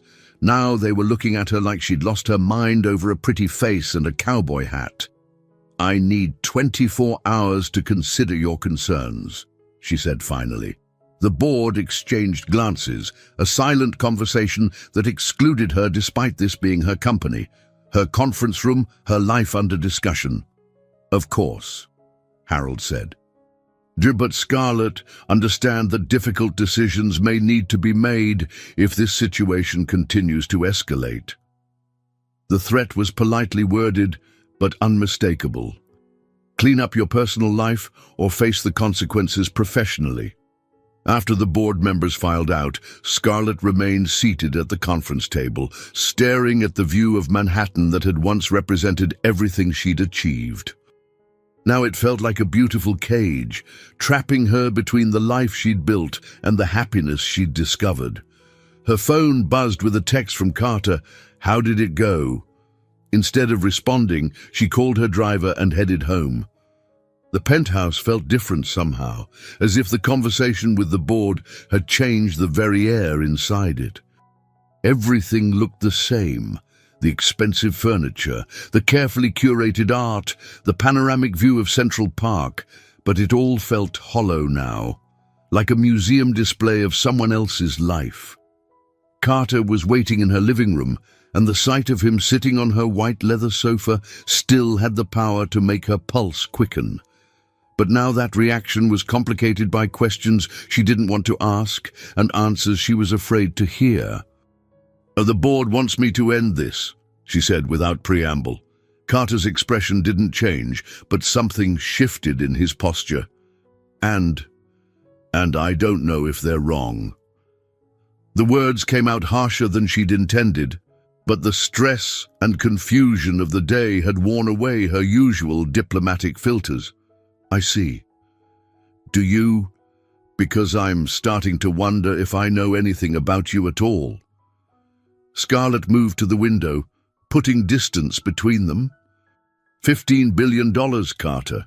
You let me hire you, worry about paying you, treat you like you needed my money when you're worth more than most small countries. The money was never real to me. I told you that. But the deception was real. The lies by omission were real. She turned to face him, her voice rising despite her efforts to stay calm. What else don't I know? What other surprises are waiting to blow up my life? Carter stood slowly, his movements careful and controlled. There's something else. The words hit her like a physical blow. Of course there is. The ranch I managed in Montana, the one that got sold to developers. Carter's voice was steady, but she could see the tension in his shoulders. I didn't just work there. I owned it. 20,000 acres of some of the most beautiful land in the country.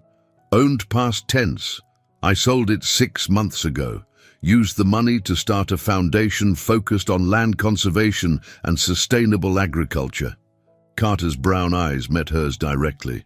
The foundation that's been secretly investigating Richard Blackwood's financial crimes for the past 2 years. Scarlett felt the room spin slightly. Oh, you've been investigating Richard for 2 years. We've been investigating several high-profile financial criminals. Richard was just one name on a very long list. The final piece of the puzzle clicked into place with sickening clarity. You didn't take this job because of the money. You took it because I was connected to Richard. Carter's silence was confirmation enough. Get out. Scarlett. Get out of my apartment. Get out of my life. Get out. The next morning brought a stack of newspapers that read like a coordinated attack. Someone had leaked details about Carter's foundation, his investigation into Richard, even financial records showing the sale of his Montana ranch. The headlines painted a picture of elaborate deception and potential fraud. Cowboy Con. How a billionaire heir infiltrated Manhattan's elite. The long game. Secret Foundation's 2-year investigation revealed love or lies. Vance Industries CEO caught in web of deception. Scarlett's hands shook as she read article after article. each one containing information that should have been private, protected, impossible for journalists to obtain without inside sources. "Someone's orchestrating this," Patricia observed, setting down a fresh cup of coffee with the careful movements of someone walking through a minefield. "And the timing, the coordination, the access to sealed records, this isn't random journalism." "The Blackwood family still has allies," Scarlett murmured, her voice hollow. "People who want to see me destroyed for taking down Richard." Her phone had been ringing constantly since 6 a.m. Reporters, board members, business associates, all wanting statements, explanations, damage control.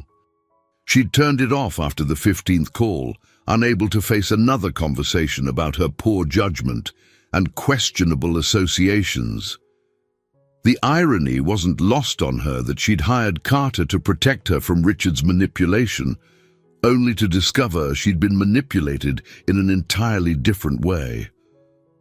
A knock at her office door interrupted her spiral of self-recrimination. She looked up to see Madison standing in the doorway, her usually polished appearance slightly disheveled. "You look like hell," Madison announced, settling into the chair across from Scarlett's desk. "I feel worse than I look." "Want to talk about it?" Scarlett gestured at the newspapers spread across her desk, like evidence in a criminal trial. "What's to talk about?" "I've been played by an expert." "The whole thing was a setup from the beginning, was it?"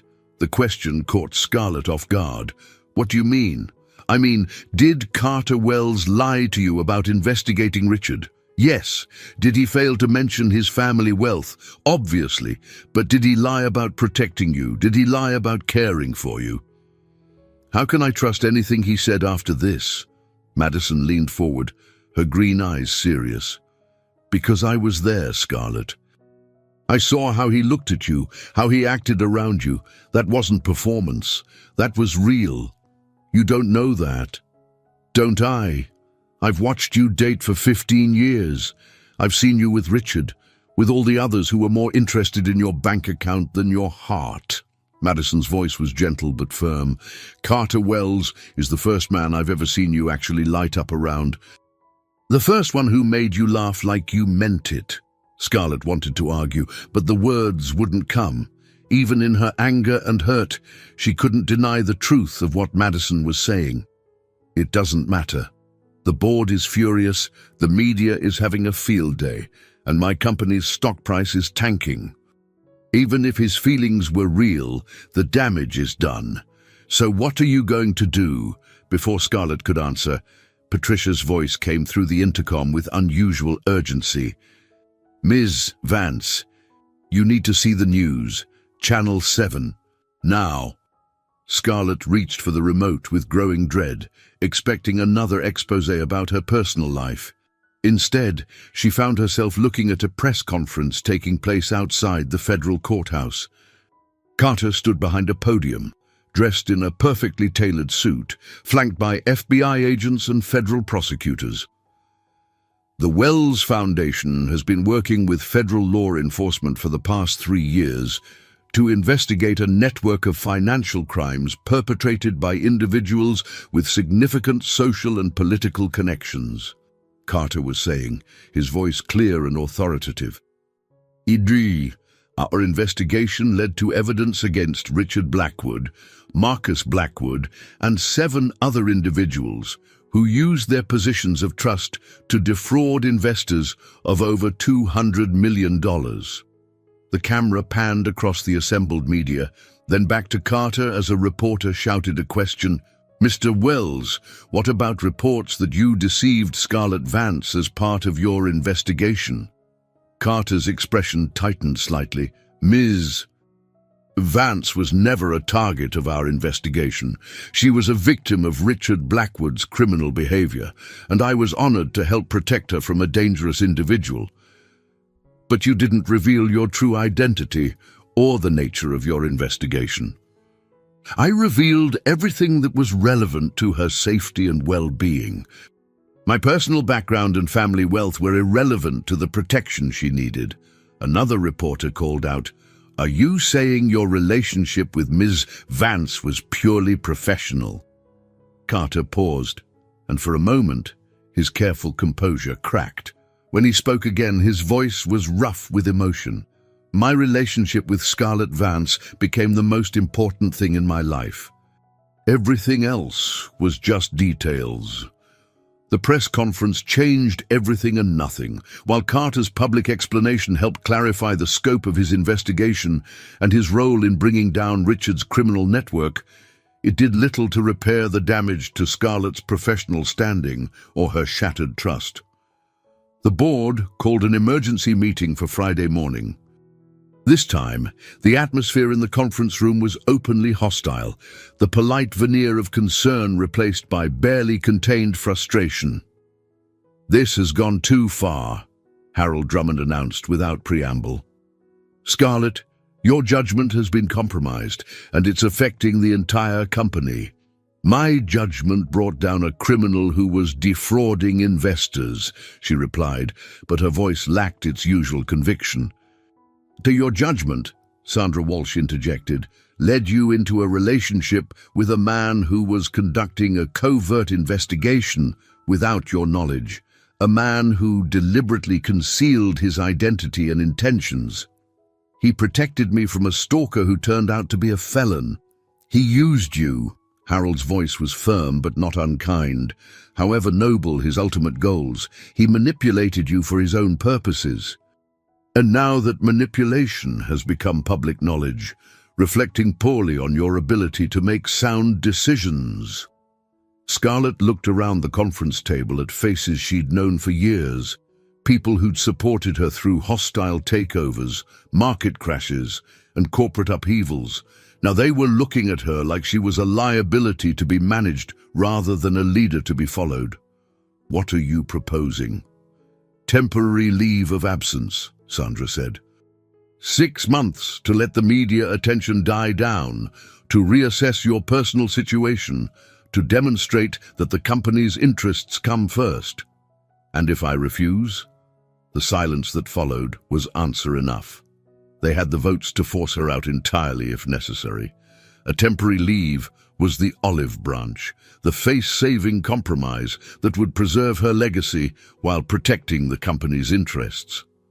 "I need time to consider this." "Of course." "But Scarlett," Harold's expression was genuinely sympathetic, "don't let pride destroy what you've built. Sometimes stepping back is the wisest choice." After the board members left, Scarlett sat alone in the conference room she'd designed, surrounded by the trappings of success that suddenly felt meaningless. Her phone buzzed with a text from Carter. "Can we talk? Please." She deleted the message without responding. The rest of the day passed in a haze of meetings, phone calls, and damage control. Stock analysts wanted reassurance about leadership stability. Major clients requested personal calls to discuss the situation. The media continued to dissect every aspect of her relationship with Carter, turning their private moments into public entertainment. By evening, Scarlett felt like she was drowning in the wreckage of her carefully constructed life. She stood in her office as the sun set over Manhattan, the city lights beginning to twinkle like stars in the growing darkness. Madison appeared in the doorway without being announced, carrying a bottle of wine and wearing an expression of determined sympathy. "Patricia let me in. She said you needed intervention. I need to be alone. No, you need perspective." Madison set down the wine and moved to stand beside her at the window. "And maybe a reality check. I don't want to hear about Carter's noble intentions or secret feelings. I can't handle any more revelations about how wrong I was about everything. What if I told you something about Richard instead?" Scarlett turned, surprised by the change in direction. "What about Richard?" Madison pulled out her phone, scrolling through what looked like news articles. "I've been doing some research, trying to understand the timeline of everything that happened. Did you know that Richard's gambling debt started accumulating right around the time he proposed to you?" "What does that have to do with anything?" "Everything. His obsession with you wasn't romantic, Scarlett. It was financial. He needed access to your money, your connections, your resources to cover his mounting losses. Madison's voice was gentle but insistent. Richard Blackwood never loved you. He saw you as a solution to his problems. The words hit harder than they should have. Scarlett had known her relationship with Richard lacked genuine emotion, but learning that she'd been nothing more than a financial target still stung. So I was being used by both of them. No, that's exactly my point. Richard used you for money and status. Carter used deception to protect you from a criminal. Madison moved closer, her expression intense. One of those things was selfish, the other was selfless. Can't you see the difference? Scarlett wanted to argue, but exhaustion was making it difficult to maintain her anger. The past few weeks had drained her emotional reserves, leaving her feeling hollow and uncertain about everything she'd once taken for granted. It doesn't matter anymore. The damage is done. My company, my reputation, my life, everything's falling apart. Then maybe it's time to stop trying to hold it together and start deciding what you actually want. Saturday morning arrived grey and drizzling, matching Scarlett's mood as she sat in her penthouse, surrounded by the detritus of her imploding life, financial newspapers, legal documents, and resignation letters she'd drafted but not sent, littered the coffee table like evidence of failure. The board had given her until Monday to decide about the leave of absence, but Scarlett already knew what her answer would be. Pride was a luxury she could no longer afford, and the company she'd built from nothing deserved better than a CEO whose personal life had become a public spectacle. Her doorman called up to announce a visitor, and for a moment her heart leapt with the irrational hope that it might be Carter. Instead, Patricia Chen appeared at her door, carrying a briefcase and wearing weekend clothes that somehow still looked more professional than most people's business attire. I brought the documents you requested, Patricia said, settling onto the sofa with her usual efficiency. Letters of resignation, board transition plans, media statements. Thank you. I also brought something else.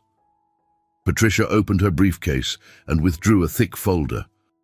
Everything I could find about Carter Wells and the Wells Foundation, financial records, investigation reports, personnel files from his military service. Scarlett stared at the folder without reaching for it. Why? Because you're making decisions based on partial information, and that's not like you. Patricia's voice was respectful but firm. In business, you never commit to a course of action without understanding all the variables. Why is this different? Because this isn't business, this is personal. Is it because from where I sit, you're about to resign from the company you built rather than fight for what you want? That seems like business to me. The observation stung because it was accurate. Scarlett had spent 2 decades fighting for market share, battling competitors, overcoming obstacles that would have destroyed lesser entrepreneurs. But faced with personal adversity, she was ready to surrender without a struggle. What's in the file? Read it yourself. But Scarlett, Patricia's expression softened slightly. Whatever Carter Wells did wrong, abandoning the investigation wasn't one of them. After his press conference, 3 more victims came forward. The FBI estimates the total fraud at over $300 million. After Patricia left, Scarlett sat staring at the folder for nearly an hour. Finally, she opened it and began to read. The first document was Carter's military service record: 10 years in the Marines, 3 deployments to Afghanistan, decorated for valor under fire. But it was the personal commendations that caught her attention. Letters from fellow soldiers describing Carter's leadership, his willingness to put others' safety before his own, his absolute integrity under pressure. The Wells Foundation materials were equally revealing. Carter had used his entire inheritance from the ranch sale, $47 million, to fund investigations into financial crimes targeting vulnerable populations. The foundation operated on a shoestring budget, with Carter drawing no salary and covering operating expenses from his personal funds. But it was the final document that broke her heart completely. A letter from Carter's sister, Emma, addressed to the foundation's board of directors. In it, she described watching her brother sacrifice everything, his inheritance, his land, his privacy, to help people who'd been victimized by criminals like Richard. She wrote about Carter's decision to take the job protecting Scarlett, how he'd agonized over the deception required, how he'd called her every night to talk through the ethical implications of not revealing his full identity. Carter never wanted to deceive anyone, Emma had written. But he'd seen too many investigations fail because targets were warned in advance. He made the difficult choice to prioritize Mrs. Vance's safety over his own comfort with full disclosure. That's who my brother is, someone who does the right thing, even when it costs him everything. The letter was dated 3 weeks ago, written before the media explosion, before the board's ultimatum, before everything fell apart. Emma Wells had seen this crisis coming and tried to provide context that might help people understand her brother's choices. Scarlett set down the letter and walked to her window, looking out at the city that had been her kingdom and her prison for so many years. Below, people went about their Saturday routines, families in Central Park, couples walking hand in hand, individuals pursuing their own version of happiness. For the first time in weeks, she thought about what she actually wanted rather than what she was supposed to want. The company would survive without her for a while. It was strong enough and valuable enough to weather this storm. The board would find someone to maintain the status quo until she decided whether to return. But Carter Wells, complicated, deceptive, heroic Carter Wells, might not wait for her to figure out what mattered most. Her phone was in her hand before she'd consciously decided to call him. It rang once, twice, then went to voicemail. "Carter, it's me. We need to talk." Carter's ranch, the temporary one he'd rented in upstate New York, was nothing like the sprawling Montana spread he'd sold to fund his foundation. But as Scarlett's car wound up the gravel drive Sunday morning, she understood why he'd chosen it. Rolling hills stretched toward the horizon, horses grazed in emerald pastures, and the only sounds were wind through the trees and the distant lowing of cattle. She found him in the barn, mucking stalls with the same methodical precision he'd brought to everything else in his life. He looked up when her shadow fell across the doorway, his expression carefully neutral. "Didn't expect to see you here. Patricia gave me the address. I hope you don't mind the intrusion." Carter set down his pitchfork and wiped his hands on a rag, the gesture buying him time to compose himself.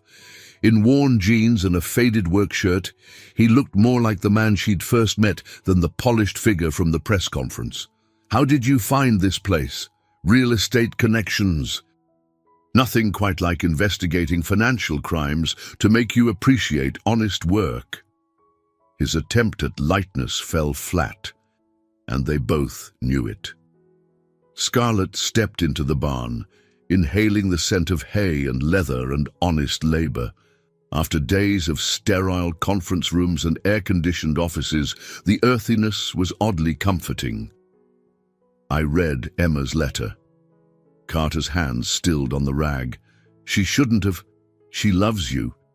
She was trying to protect you the same way you tried to protect me."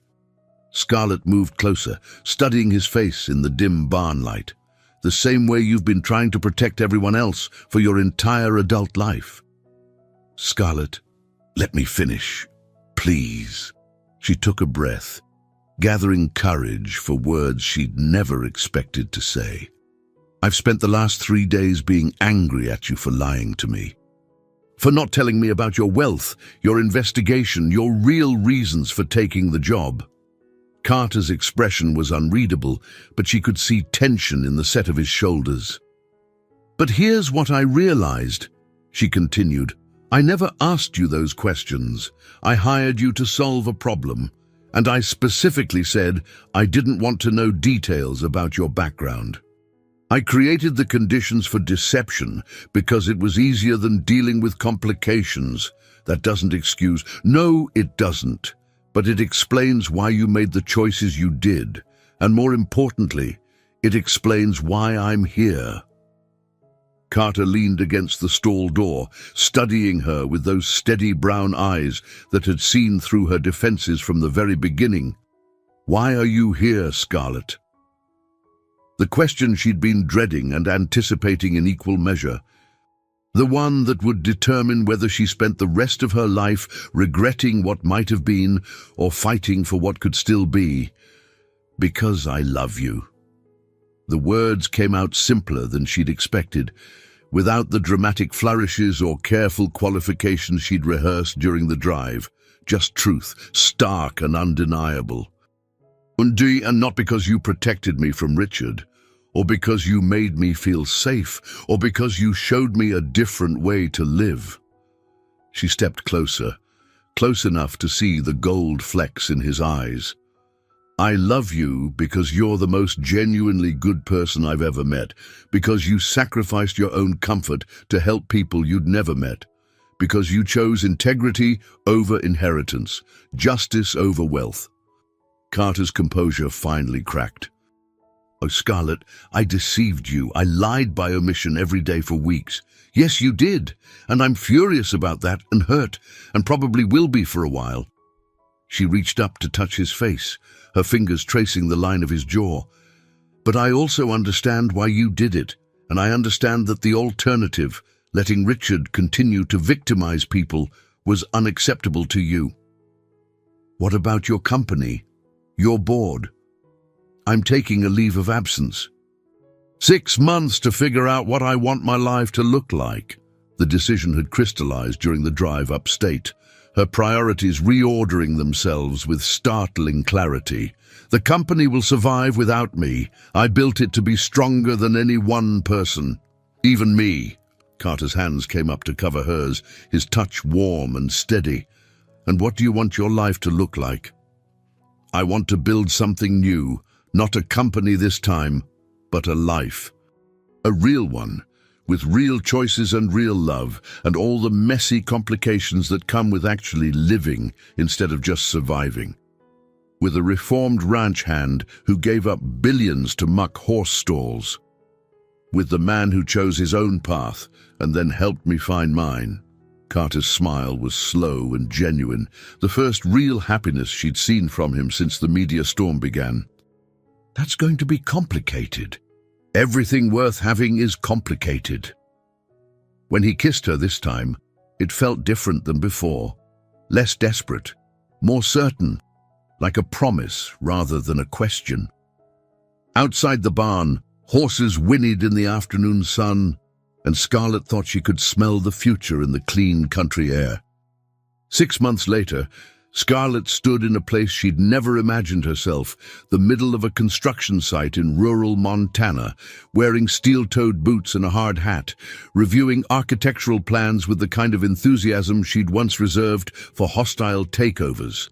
The Wells Foundation's new headquarters was taking shape on 200 acres of pristine mountain valley, designed to serve as both administrative center and working ranch.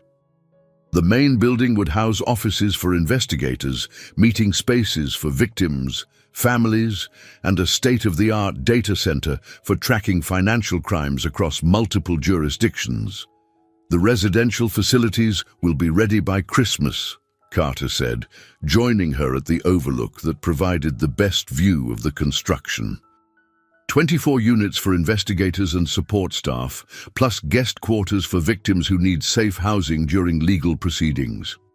Scarlett studied the plans spread across the tailgate of Carter's truck, her business mind automatically calculating costs and timelines. Some habits died hard, even when applied to philanthropy instead of profit. The budget's holding. Better than expected, actually. Turns out my reputation for bringing down financial criminals has made certain people very generous. Carter's smile was wry. Amazing how many wealthy individuals want to support anti-fraud efforts once they realize they could be targets themselves. The past 6 months had been a revelation in ways Scarlett hadn't anticipated. Taking leave from Vance Industries had felt like professional suicide at first, but the distance had given her perspective on what she'd actually built. The company was thriving under interim leadership, stock prices had recovered completely, and the board had even sent subtle signals about her eventual return. More importantly, stepping away from the corporate world had allowed her to discover what she was truly passionate about. Working alongside Carter to expand the Foundation's mission had rekindled intellectual excitement she hadn't felt since her startup days. "Any word from the FBI about the Meridian case?" she asked. "Trial starts next month. They're confident about convictions." Carter rolled up the architectural plans with practiced ease. 3 more victims came forward last week. "The pattern analysis you developed helped connect crimes across 4 different states." The compliment warmed her more than any board commendation ever had. Using her analytical skills to help fraud victims rather than maximize shareholder returns felt like coming home to herself. "Scarlett," Carter's voice had shifted, becoming more hesitant. There's something I wanted to discuss with you." She looked up from the tablet, where she'd been entering budget figures, noting the slight tension in his shoulders that usually preceded important conversations. "What's on your mind?" "The Foundation board met yesterday. They approved expanding our operations to include international financial crimes." Carter paused, watching her face carefully.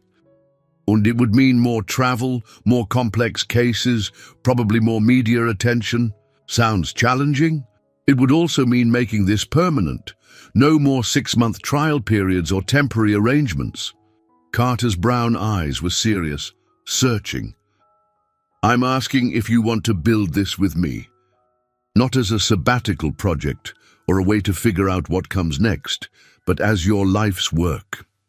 The question hung between them, weighted with implications that went far beyond professional collaboration.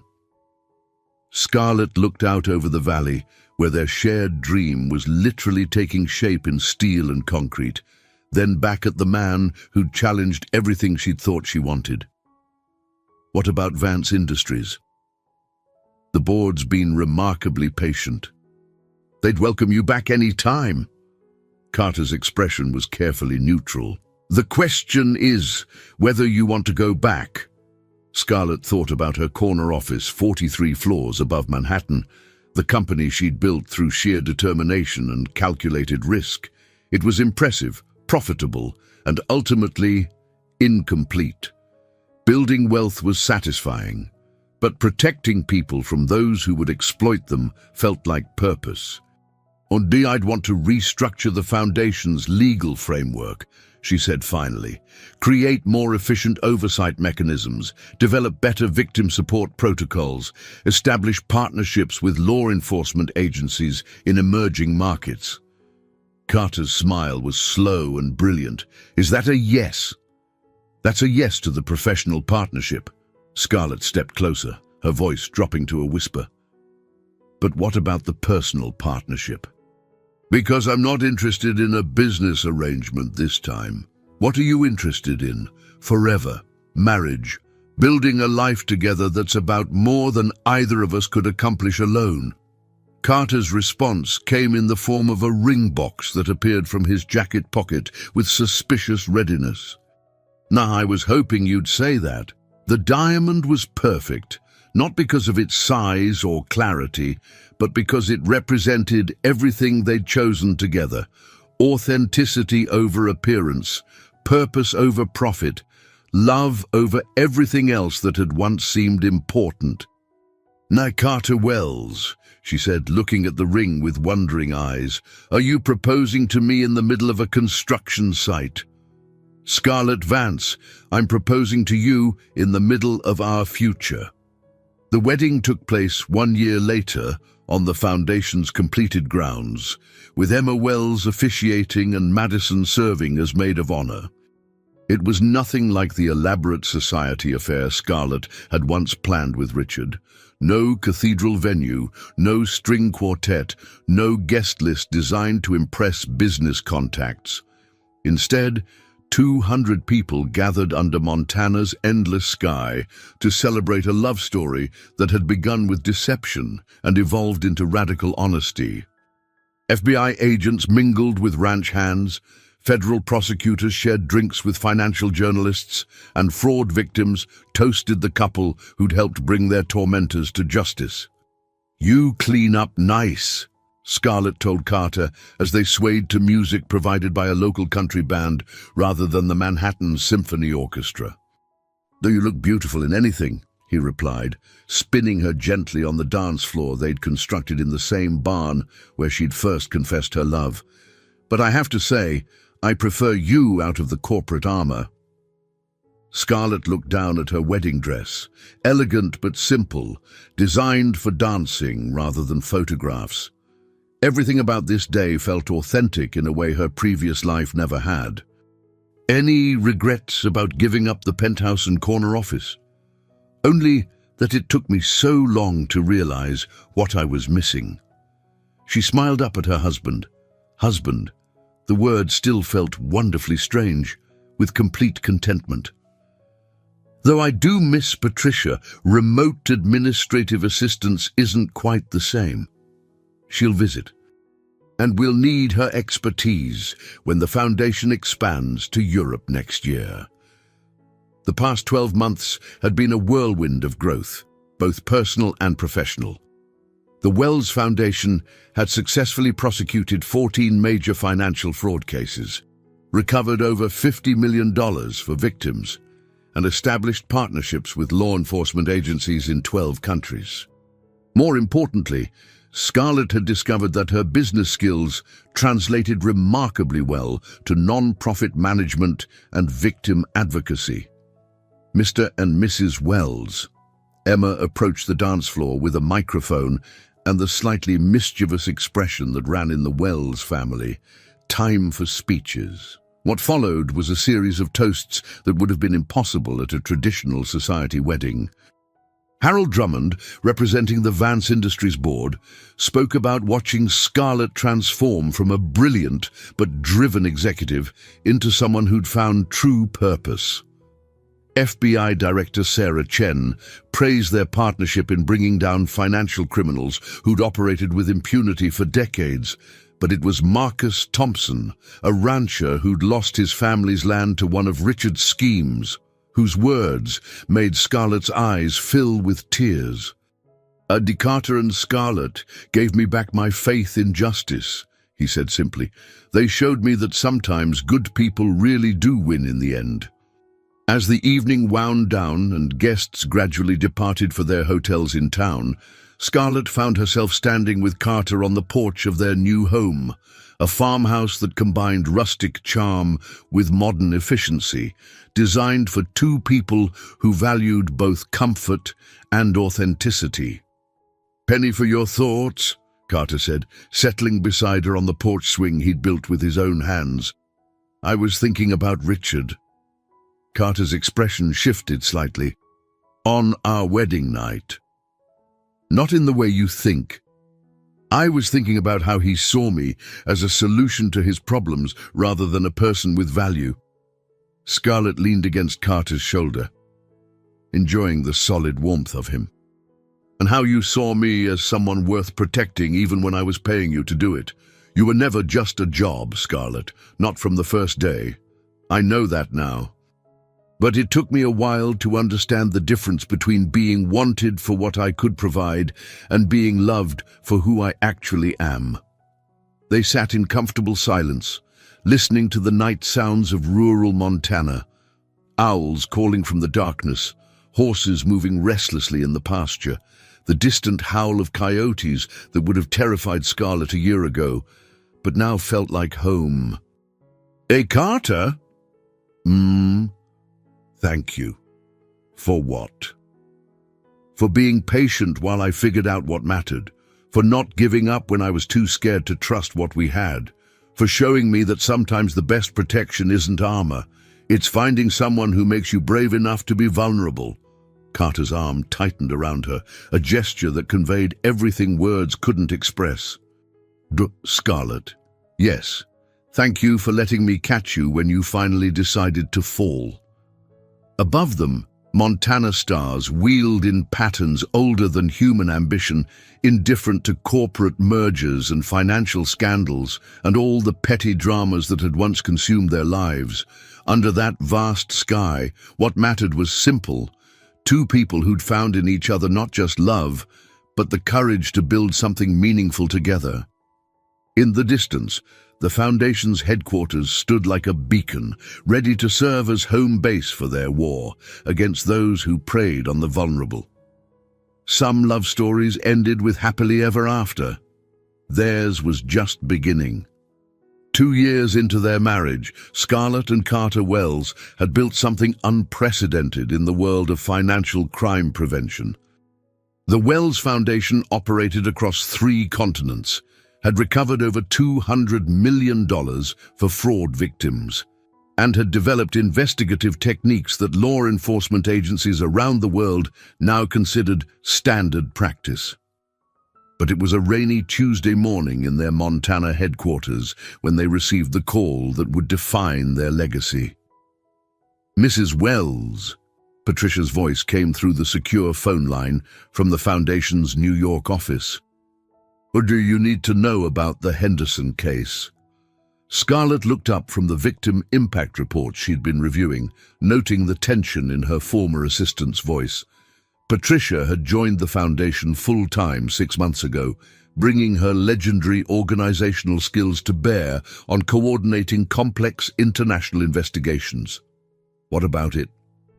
Janet Henderson, the widow who lost her life savings to the Cayman Islands scheme. She died last night. The news hit Scarlett like a physical blow. Janet Henderson had been one of their first victims, a 73-year-old retired teacher who'd invested her pension with a firm that turned out to be a front for Richard Blackwood's money laundering operation. Despite the Foundation's success in recovering most of her stolen funds, the stress and betrayal had taken a devastating toll on her health. The funeral's Thursday in Minneapolis, Patricia continued. Her daughter specifically asked if you and Carter would attend. Carter looked up from his own desk across their shared office, reading the grief on Scarlett's face, with the intuitive understanding that had developed between them over years of working together. We'll be there, Scarlett said without hesitation. The funeral was exactly what Janet Henderson would have wanted: simple, honest, filled with people whose lives she'd touched through 40 years of teaching. But it was the conversation afterward with her daughter Sarah that crystallized something Scarlett had been thinking about for months. Mom never stopped believing in justice, Sarah said, as they stood beside Janet's grave in the light snow that had begun falling. Even when she was sick, even when she was scared, she kept saying that what you two were doing mattered more than the money. Your mother was an extraordinary woman, Carter replied, his voice gentle with genuine sympathy. She was. And she had an idea before she died, something she wanted me to share with you. Sarah reached into her purse and withdrew a handwritten letter. She wrote this last month, when she knew the cancer was winning. Scarlett's hands trembled slightly as she unfolded the letter, recognizing Janet's careful teacher's handwriting despite the obvious weakness of her final weeks. Dear Scarlett and Carter, the letter began, by the time you read this, I'll be gone, but I wanted to share one last thought about the work you're doing. You've helped so many people recover their stolen money, and that's wonderful. But what I've learned from watching other victims is that the financial loss isn't the worst part of these crimes. The worst part is the loss of trust, the feeling that you were stupid to believe in someone's promises, the shame that keeps you from reaching out for help. Scarlett looked up to find Carter reading over her shoulder, his expression as moved as she felt. The letter continued. What if there was a place where victims could go not just for legal help, but for healing? A place where they could meet other survivors, where they could rebuild their confidence and learn to trust again. I know it's probably too expensive, too complicated, but I thought maybe if anyone could figure out how to make it work, it would be you two. Sarah was watching them with hopeful eyes. She called it Haven House, a residential center where fraud victims could stay while their cases were being resolved, where they could get counseling and support and just not feel alone anymore. The idea hit Scarlett with the force of revelation. They'd been so focused on investigating crimes and recovering stolen assets that they'd overlooked the human cost of financial fraud, the psychological damage that persisted long after the money was returned. "It's brilliant," Carter said quietly. "Man, completely doable. We have the land, the resources, the expertise. We'd need to partner with mental health professionals, develop specialized treatment protocols for financial trauma," Scarlett added, her mind already racing through the logistical challenges. "But yes, it's absolutely possible." Sarah's smile was radiant. "Mom would be so happy to know you're considering it." That night, in their hotel room overlooking Minneapolis, Scarlett and Carter worked until dawn, sketching out plans for Haven House. By morning, they had the basic framework for what would become the most innovative victim support program in the country. "Think Janet would approve?" Carter asked as they finally put away their notes. Scarlett looked at the snow falling outside their window, thinking about a retired teacher whose final gift might help thousands of people rebuild their lives. "I think she'd say we're just getting started." 5 years after that first coffee shop meeting in Queens, Scarlett Wells stood in the main hall of Haven House, watching the evening news report that would cap the most significant day in the Wells Foundation's history. In a landmark decision today, the Supreme Court upheld the Wells Foundation's right to pursue international financial criminals through civil forfeiture, the anchor announced. The ruling, which legal experts are calling a game-changer in white-collar crime prosecution, stems from the Foundation's successful recovery of assets in the Blackwood money laundering case. Carter joined her in front of the television, slipping his arms around her waist as they watched footage of their legal team on the courthouse steps. "Richard would be rolling in his grave if he weren't still alive in federal prison," he murmured against her ear. "Poetic justice," Scarlett agreed, leaning back against her husband's solid warmth. "His crimes helped establish the legal precedent that'll prevent thousands of future victims." Around them, Haven House hummed with quiet activity. The residential center had grown from Janet Henderson's deathbed vision into a nationally recognized model for victim support, housing up to 40 residents at a time while they rebuilt their lives after financial trauma. Tonight, families were settling in for their evening routines, some new arrivals still raw with betrayal and fear, others preparing to graduate back to independent living with renewed confidence and hope. "Mrs. Wells," a soft voice interrupted their moment. Maria Santos, a recent arrival who'd lost her children's college funds to an elaborate cryptocurrency scheme, approached hesitantly. "And I wanted to thank you again for letting me stay here while the case is being resolved." "Maria, you don't need to thank us. This is what the center is for." "I know, but—" Maria's voice wavered slightly. "This morning, I had my first good day since everything happened. I actually laughed at something during group therapy. I thought I'd never laugh again." Scarlett felt the familiar tightness in her throat that came with moments like these. The financial recoveries were important, but watching people reclaim their sense of self-worth was what made every 18-hour day worthwhile. "That's wonderful progress. My kids called tonight. They said they're proud of me for fighting back instead of just giving up." Maria's smile was tentative but genuine. I told them about you and Mr. Wells, about how you gave up everything to help people like me. They want to meet you someday." After Maria returned to her evening activities, Scarlett and Carter walked through the residential wings, checking on the small details that made Haven House feel like home rather than an institution.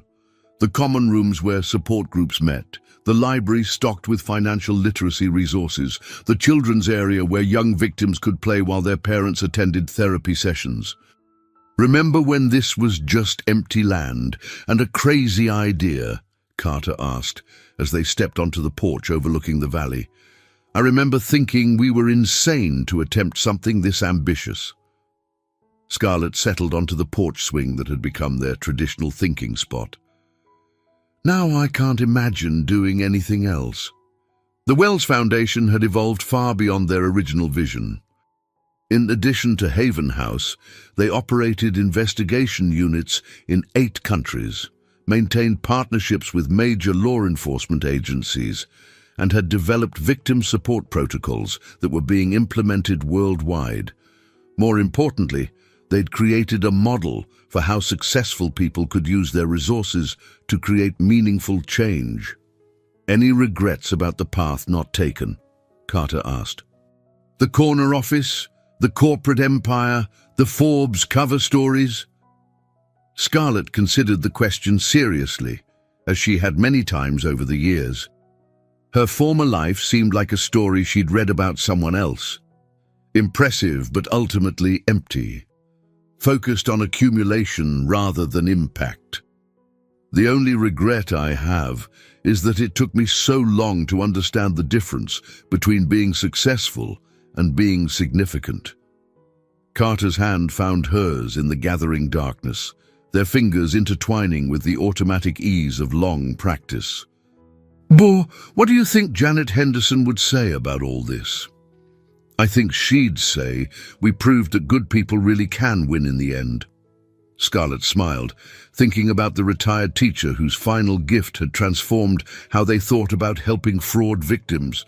"And I think she'd remind us that we're not finished yet." Above them, Montana stars emerged in the clear night sky, the same constellations that had witnessed their wedding night and countless evenings since. In the distance, the lights of Billings twinkled like earthbound stars, reminding them that they were part of a larger community of people trying to build something better. Tomorrow would bring new cases, new victims needing help, new challenges in the ongoing fight against financial predators, but tonight, surrounded by the evidence of what love and determination could accomplish, Scarlett and Carter Wells sat in perfect contentment. They had found each other in the most unlikely circumstances, built trust from deception, and created a legacy that would outlast them both. Some fairy tales ended with happily ever after. Theirs had started there, and kept getting better. I hope you enjoyed today's story. Subscribe to the channel so you don't miss more stories like this. Leave a like and comment below what you thought of the story. See you in the next video.